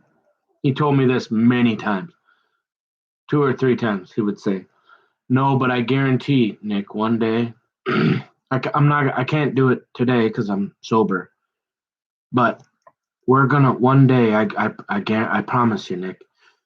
We're gonna roll a Bob Marley, Cheech and Chong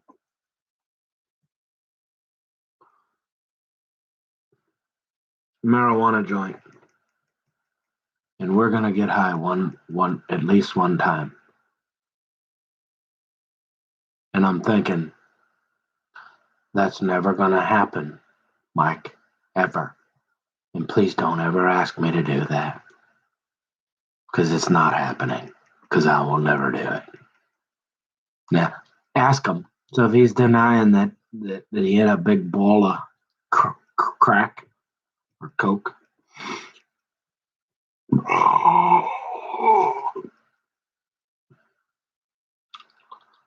Oh yeah, he did, and he lived in a house over there. Ask him. He would tell me that so many times when I would call him up and say what he's doing, and hey, I'd be like, "Hey, you want to go smoke some weed?" He'd be like, "No, but I one day I promise I'm gonna do it at sometime, and I guarantee we're gonna light a big old fat one sometime, Nick." He'd tell me that, and I'd be like, "Okay, I'll see you later." And it wasn't maybe, it wasn't I'm gonna move to Honduras. It was we're gonna do a big old. Yeah, I mean, I tried to call him 2 or 3 times, and he treated me like a piece of garbage. Wouldn't even say hi. All that. So yeah, we're not doing that, Mike. Ever. Not interested with nobody, but certainly not you.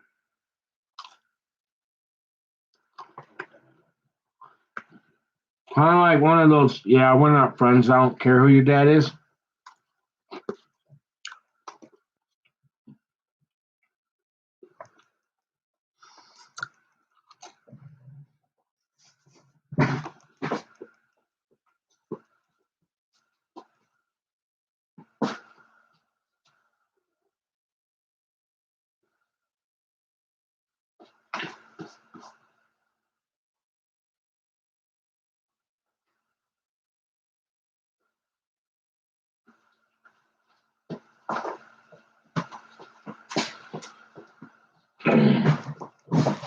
Besides Mike Walker, he was a sissy singing choir boy. Yeah.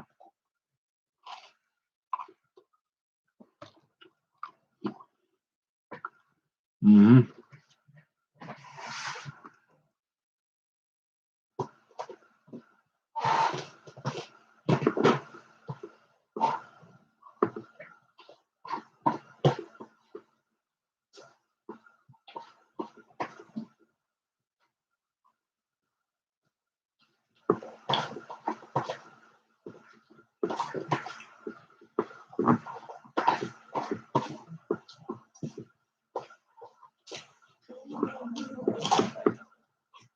Hi, honey.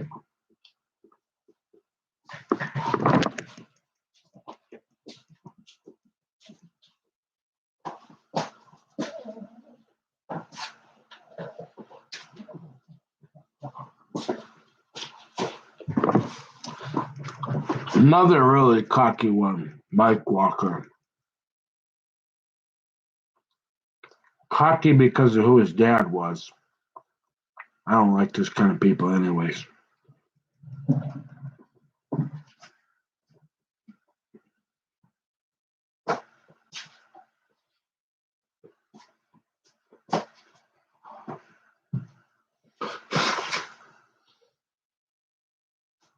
And his mom was nasty. You know, the kind of people, those really the kind of people that acted better than you because of their money. When really they weren't any different, but they acted better than you. And then his brothers blamed me all the time. I couldn't stand that. And he never relapsed with me one time. That guy had his own drug problem. We were friends for a long time. You know, all we did was hang out and do IRC, and they always acted like I was the problem. That guy was off. That guy ended up off doing crack in North and on Lake Street, living in a house. A drug had nothing to do with me. I never could stand that. How they always blame me for his problems. Yeah. And then after all we had been through, eating at their house, spending the night, and they didn't even have the decency to even call me back after years. And I was even sober a couple times I'd call. And didn't even have the goddamn dang decency to even return my call. So we're not friends anymore. Ever. Not that he was interested, but it just goes to my character when you treat somebody some way for long enough, enough's enough. Kind of like a woman. So I'm just saying, not obviously he wanted nothing to do with me and he made that clear. But yeah, so you'll never see me trying to get a hold of that guy ever.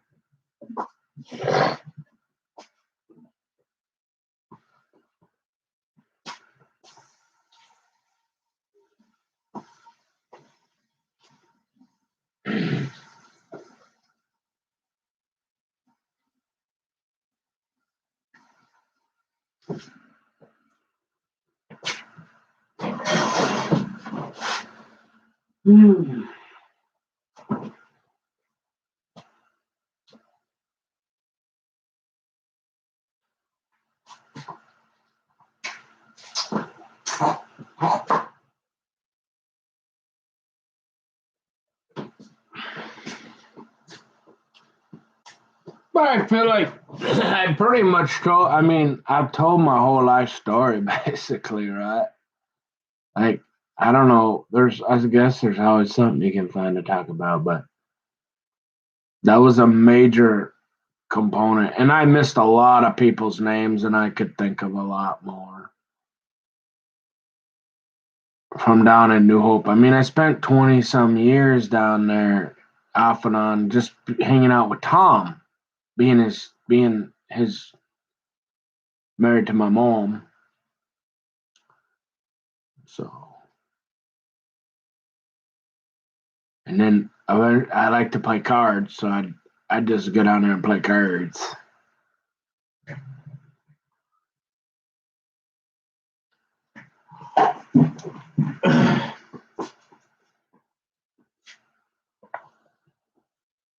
You know, but it's my life. It's nothing spectacular, but it's my life and it's the truth. And whatever anybody's basically when I tell you something, you can pretty much take it to the bank. You can go cash that check. You go home, tell mom about it, because you know I'm telling you the truth. I don't got no reason to try to make myself. I'm not like Mike Walker. I don't make up things to make myself look better than I am. I'll just be me. I'm just one of a billion people, you know.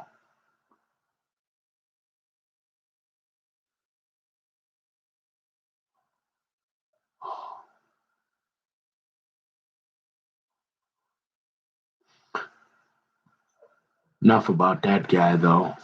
The only thing I can think of is, it's pretty tough to follow in the footsteps of your 3, 4, I don't know, was it 3 or 4 star general? 4, 3, 4. Mike tried to tell me he's a full bird, but I don't know. Maybe Mike had a lot of stories. Uh,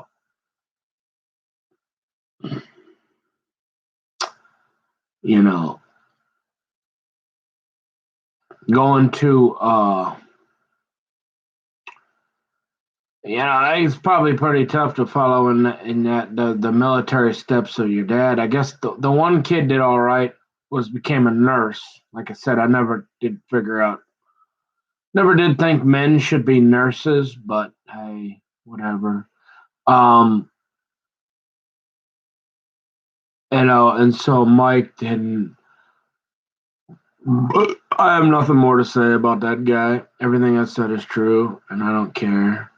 And after all these years of all that, I don't even care if I ever saw him at any kind of thing. I did whatever. I'd be like, "Hey, how you doing?" I wouldn't want to talk to him because it wasn't there for me either. After all those times, never was interested in taking my call one time. What a prick ass.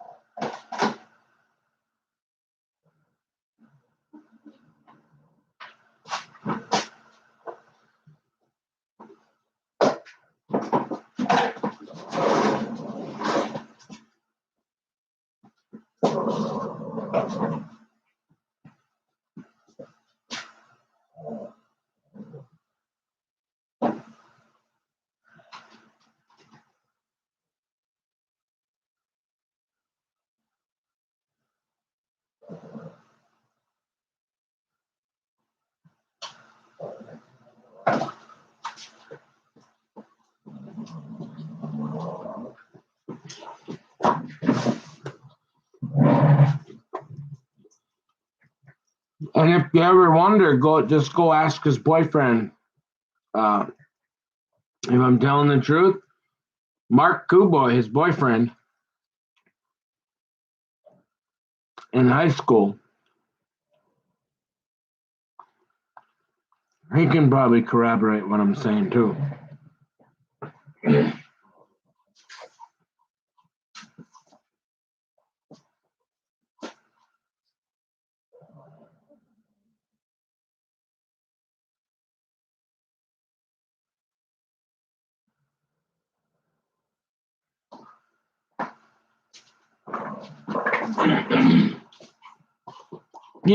Mark Kuboy, Kippy. I was friends with Kippy, his brother.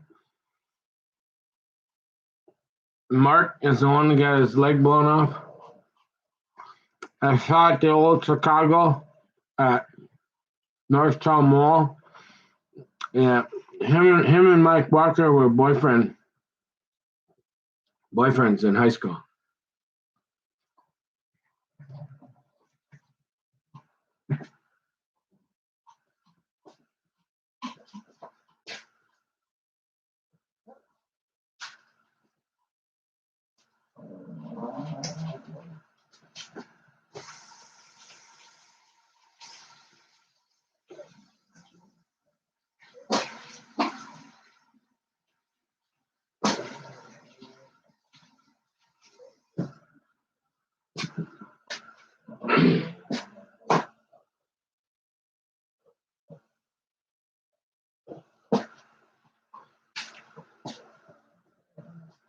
Nothing wrong with having a boyfriend.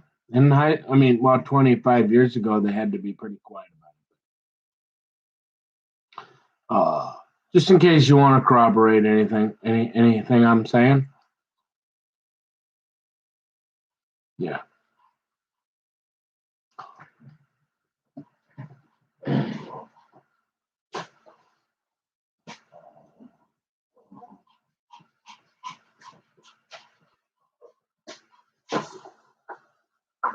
Well, that's the only one I know of. That's the only boyfriend I know that Mike can. Not me, but that's the only one I know of.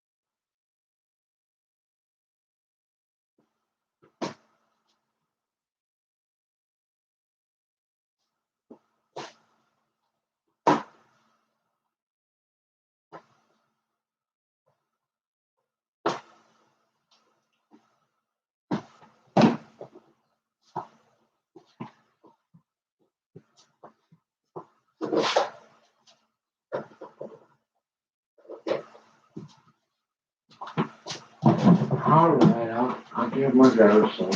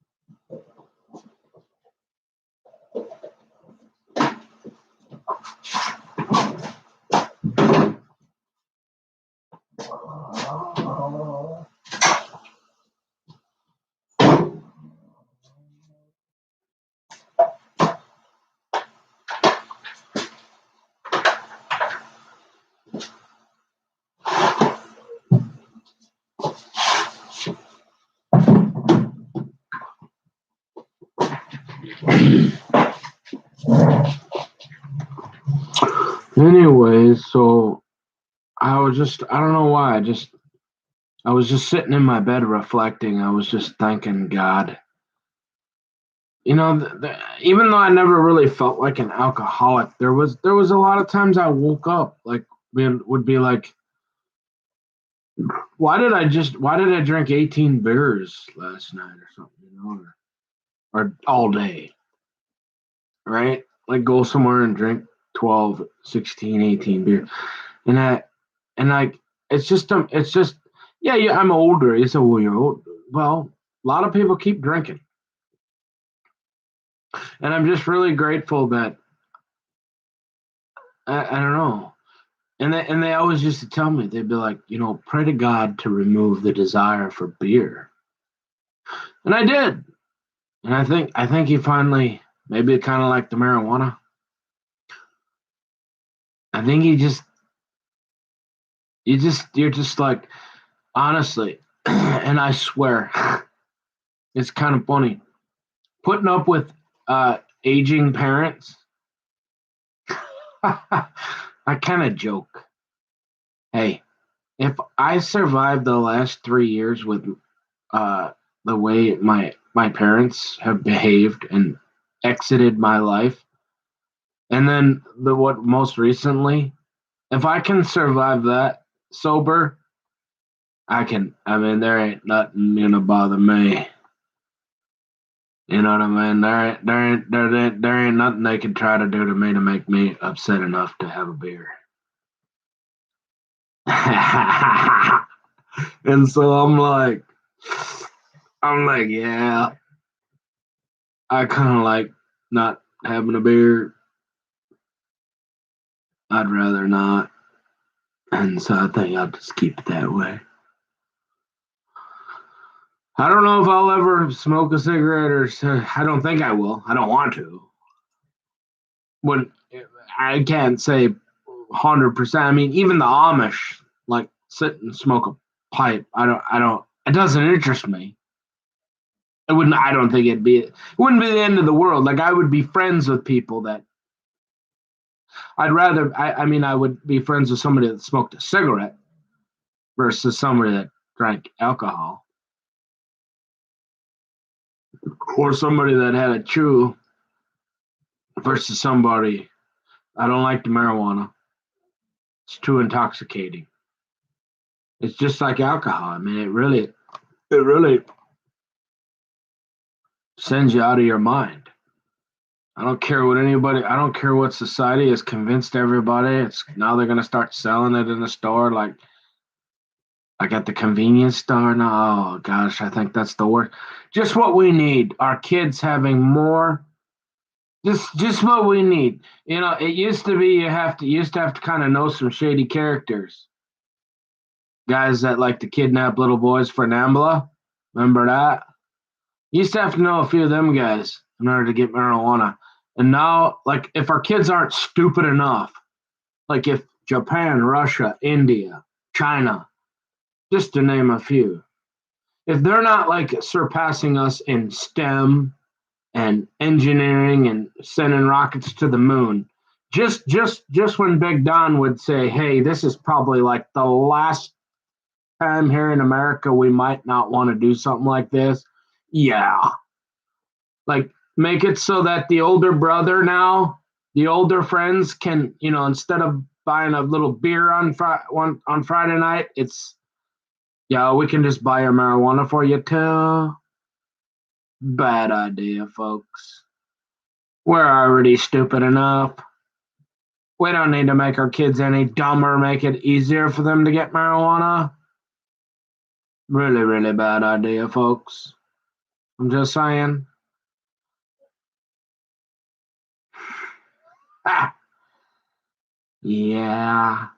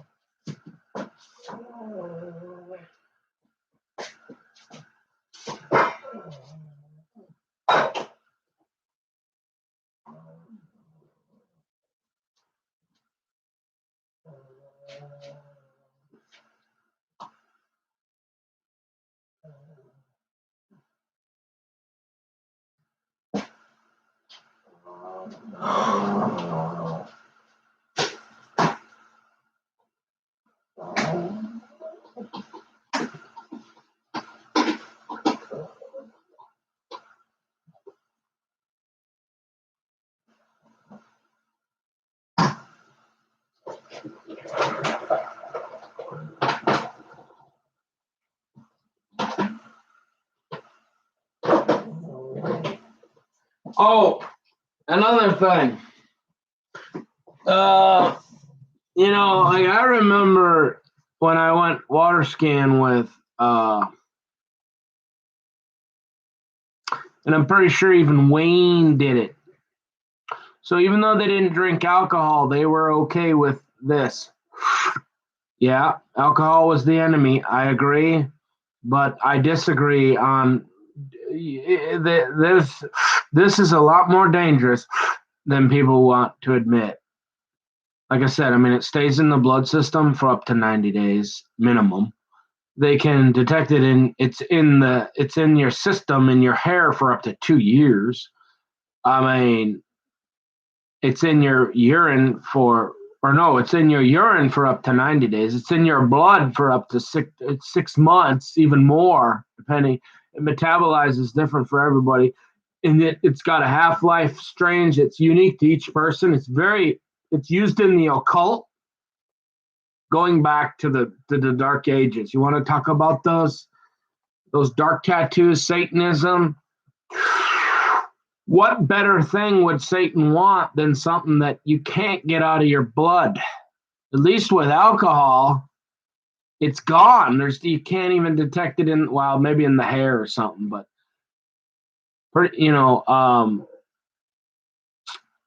urine, blood, 72 hours. It's gone. It's basically out of your system. You're clean. It's not in your system. And so even like Liz's brother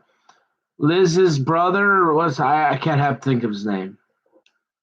He bought a house down in Bloomington. He got married to a gal from New Hope there for a while.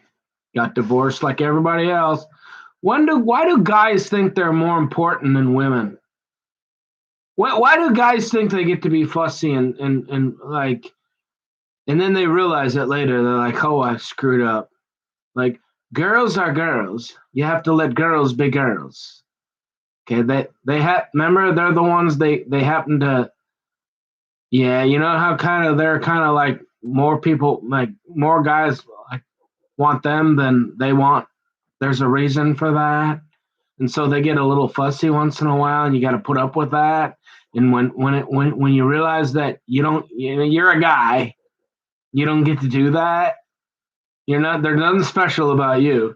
There's a million of you with that little thing you got there, and like they got that there, and like everybody wants that, and like they know that. So every once in a while they get a little fussy just because they're girls and stuff. And how you think by the time a guy got married, he'd had that figured out, that you don't get to be the fussy one. But what's his name would be Liz's brother. We would go out water skiing. We did it a couple times. And they would smoke. I could smell it. They'd wait till, because they wouldn't do it around me, I could smell it coming off the back of the boat there.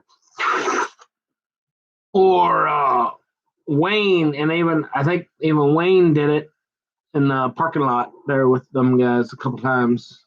I smelled it at New Hope. And I'm like, those two do not go together. Like, if you're not drinking, doing that, you get intoxicated. Hey, bro. Hey, hey, man. Dude, like, I don't care how normal you think you can act. You are intoxicated, like, yeah, you might not be crashing into cars drunk crazy, but you are under the influence of a major narcotic. There's a reason that it was classified as a narcotic. There was a reason, a good reason. And I do not like it. And I do not think it's okay. So, like, if you're going to think, well, I'm sober, but I'm going to do that. So, you might as well just go drink then. To me. So, yeah, it's so funny. And then it's like, when are guys going to realize that girls are more special than they have that, everybody wants the girls. But then they get off, they think, oh, I don't need this girl. But then you're going to give up your wife and she can pretty much, again, she's a girl. Within reason, she can have whoever she wants. When like guys are so stupid.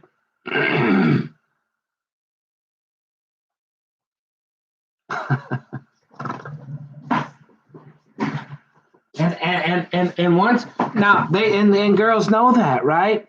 And once they realize that you when you start acting like you're the girl, that's kind of like when they start going, yeah, I'm the girl.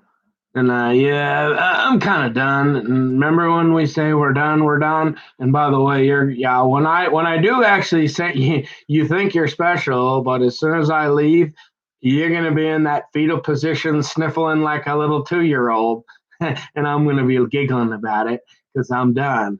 Yeah, that kind of thing.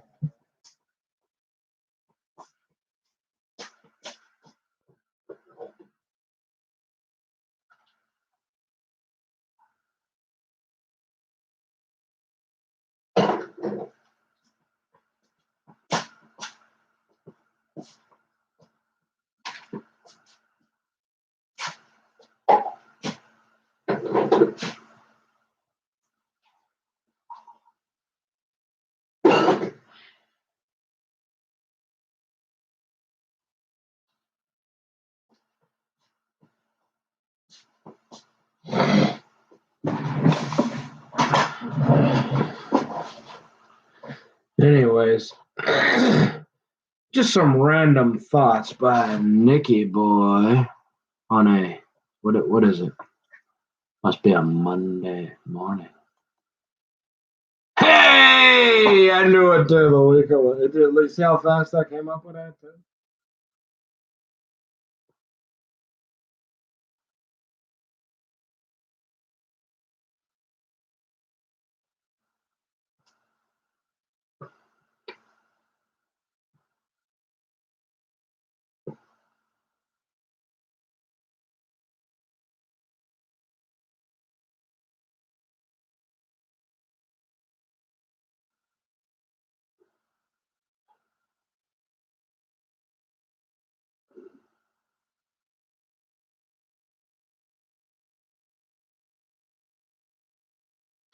Well, unless you're Tiger Woods, you get the whole we're girls now. We're not gonna get indecent exposure by taking our panties off in public on TV at a PGA event because we're girls and we're the queen. And look at that chessboard. Bing, bing, bing, bing, bing, bing, bing, bing, bing, bing. We can do anything we want whenever we want. We can walk around with our boobies hanging out. But if you even touch if you better not be touching that thing unless you're going to the bathroom or you're gonna go to prison or something. And but we can walk or we can do whatever we want. So we're gonna throw our panties at Tiger Woods. Uh, um, but then did you see even Tiger Woods? He got put in a sniffle. He got sniffling a little bit too. That one gal put him in there in the fetal position too. Even Tiger Woods had. She had him. I forget her name. What was her name? That one. She was all over the news. He was sending all these text messages and like when oh come on, let's get back together. Da, da, da, da. Boy, he fell for one after his wife too, and so it happens. That all guys are susceptible. You know.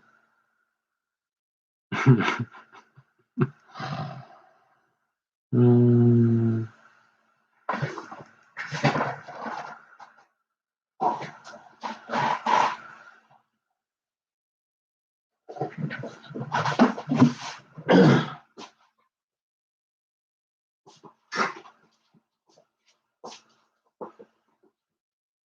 Well, thanks for pooping on the floor again, girl. Bah.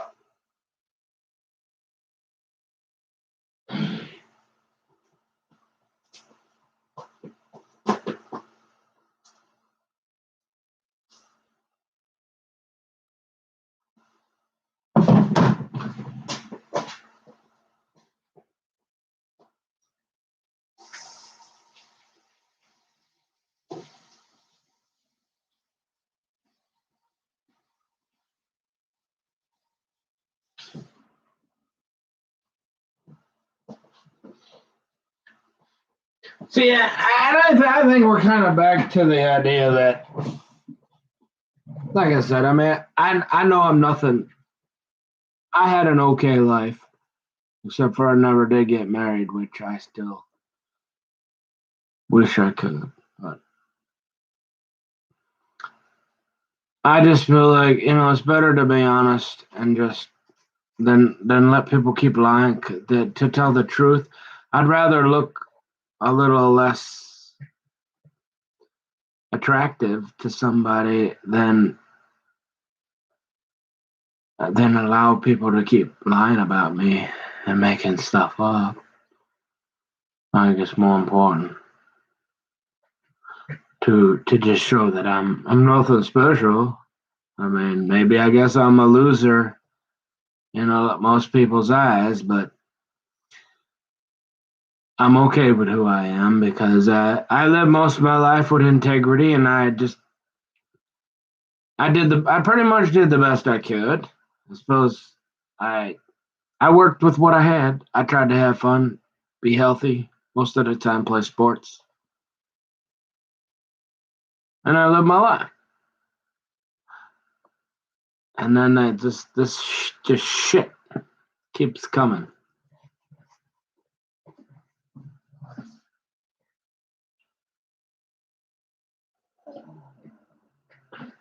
You know, and that things, little details that nobody else would know about, helps corroborate my truth. You say, "Oh wow!" I mean, he knew that, but not very many other people know that. There you go. So maybe we should just let this guy get old. Yeah.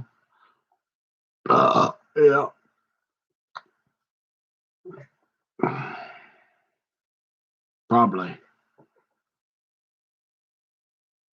especially now that there ain't nothing you could do to get me to drink a beer. I just like it too much. I like the feeling of waking up and not have and just having that way in the past. And I like the idea of having to confront somebody if I need to, knowing that that's not a part of my life and I know God supports me.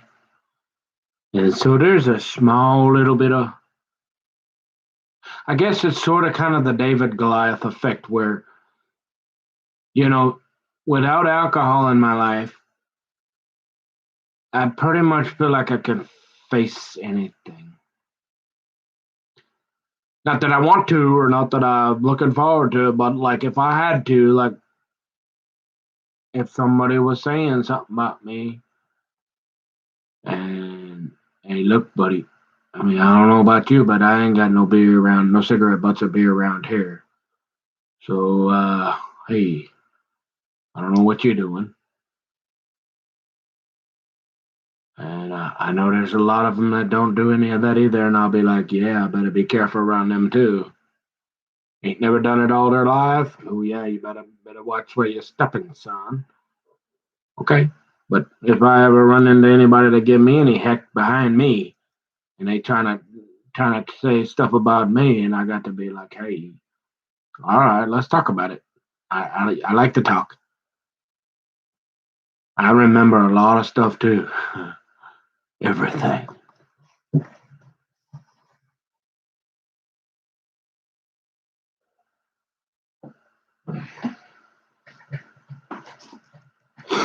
So yeah.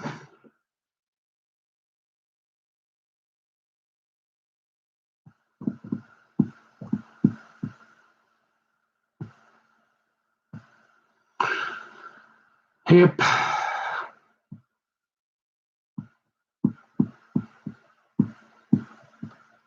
Mo. Remember Mo from, was it Mo? Was it Mo, the dishwasher? Everybody knows Mo. Oh man, how many hundreds of times did Milda? Does anybody know Mo? He might even be alive yet. Oh, he washed dishes at Milda's Cafe for Milda for 50 years. Oh man, he'd go off and do the crack. He'd get fired 100 times, and she'd always take Mo back. Oh yeah, always, no matter what. One of only Jerry. Remember Jerry? He got to be dead by now. The cook.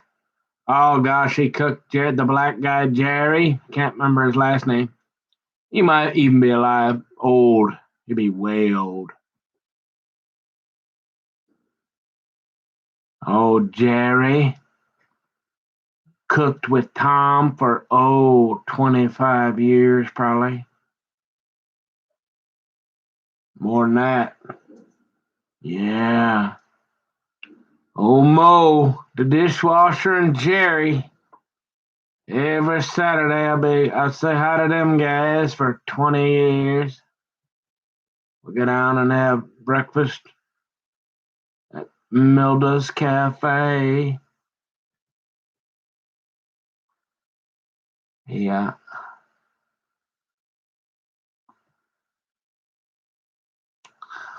So,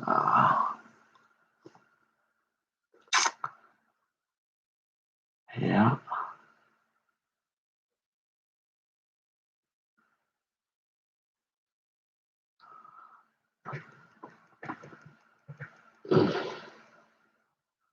Oh, Jerry. Now, Jerry, Mo was even really respectful, but boy, that Jerry boy, now that guy was a nice man. Just quiet, soft spoken.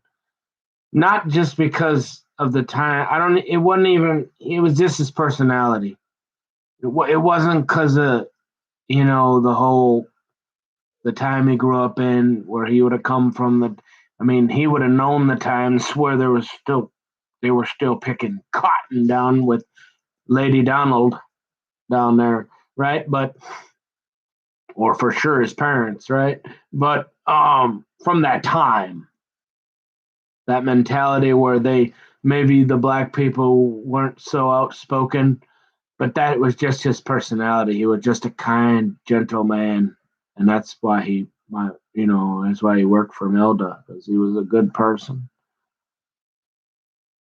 But Mo, he was wild, man. He'd do the drinking and the smoking and the crack. But even Jane would take him back. Yeah, God, that guy would. I guess I don't know. No matter what, they'd always take that guy back. I don't know why the good worker, I guess, original. No matter what, he wouldn't show up for a day or two, but then he'd show up and he'd work for months, without doing that. And then all of a sudden he'd disappear for a few days. Did that hundreds of times. Mo, he was good friends with Pete. Oh, Pete Hokanen, his biological son. Oh yeah, they hung out a lot.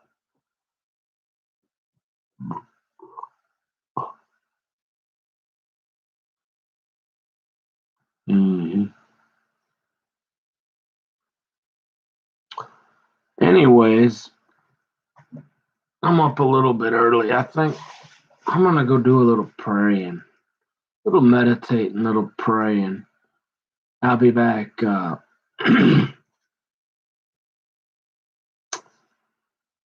I'll be back for the morning Bible reading. Okay. I just felt like I just feel like getting it all out.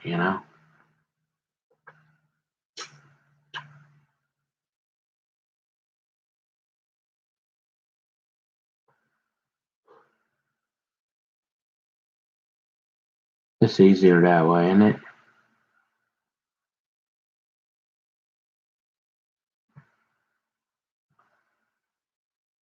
Because, like I said, I really don't. I think your average person probably has a lot more crap in their life than me. Yeah, maybe I wasn't successful and didn't have a career, a real good, stable, but I really didn't do anything wrong. Other than getting in the car a few times. and drive drunk.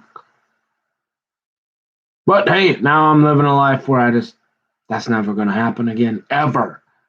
And it feels good that, law enforcement is never going to have that on me. I guarantee that. There's just too much I went through, too much crap.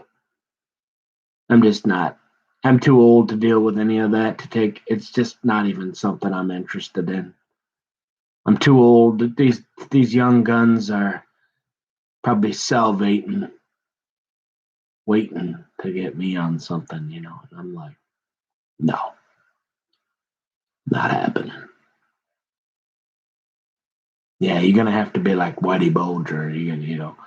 Hey, I guess if God lets you plant drugs on me, hey, what can but I ain't jumping in a 6-foot hole for you. Hey, you ain't gonna get me with no alcohol, ever. That one's done. That's been done. You can forget about that one.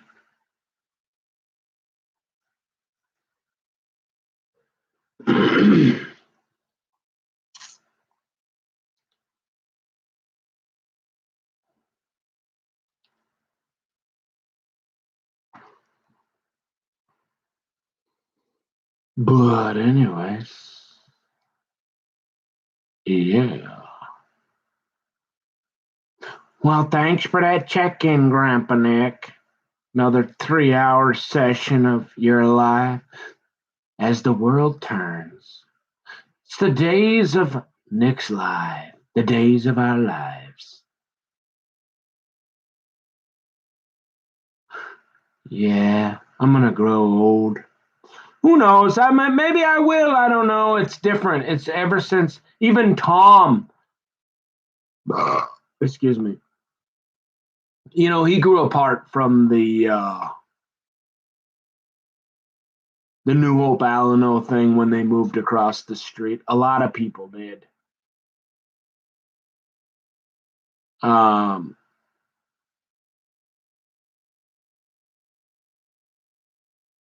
but it'd be nice to be maybe, I don't know, just go down there and be around people that don't drink and play a game of buck euchre or something sometime.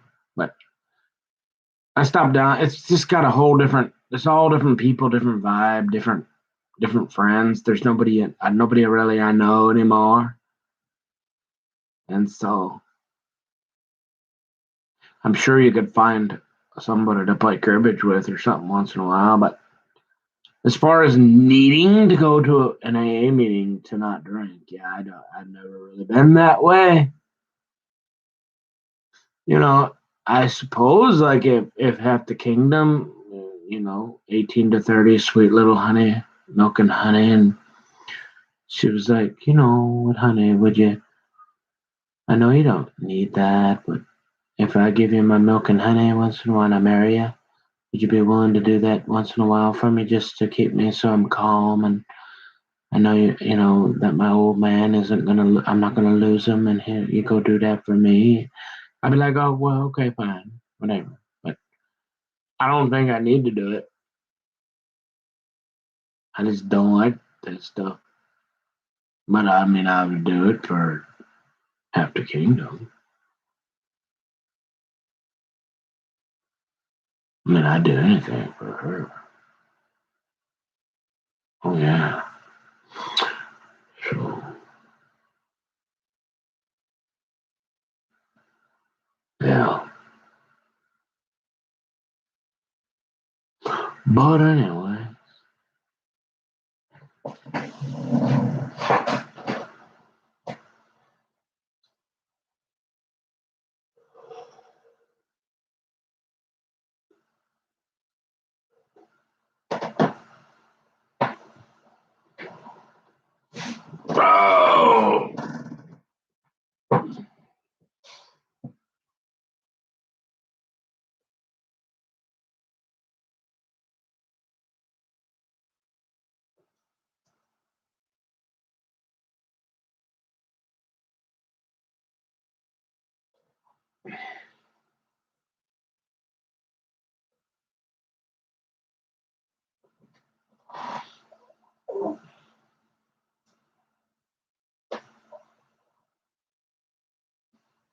Oh.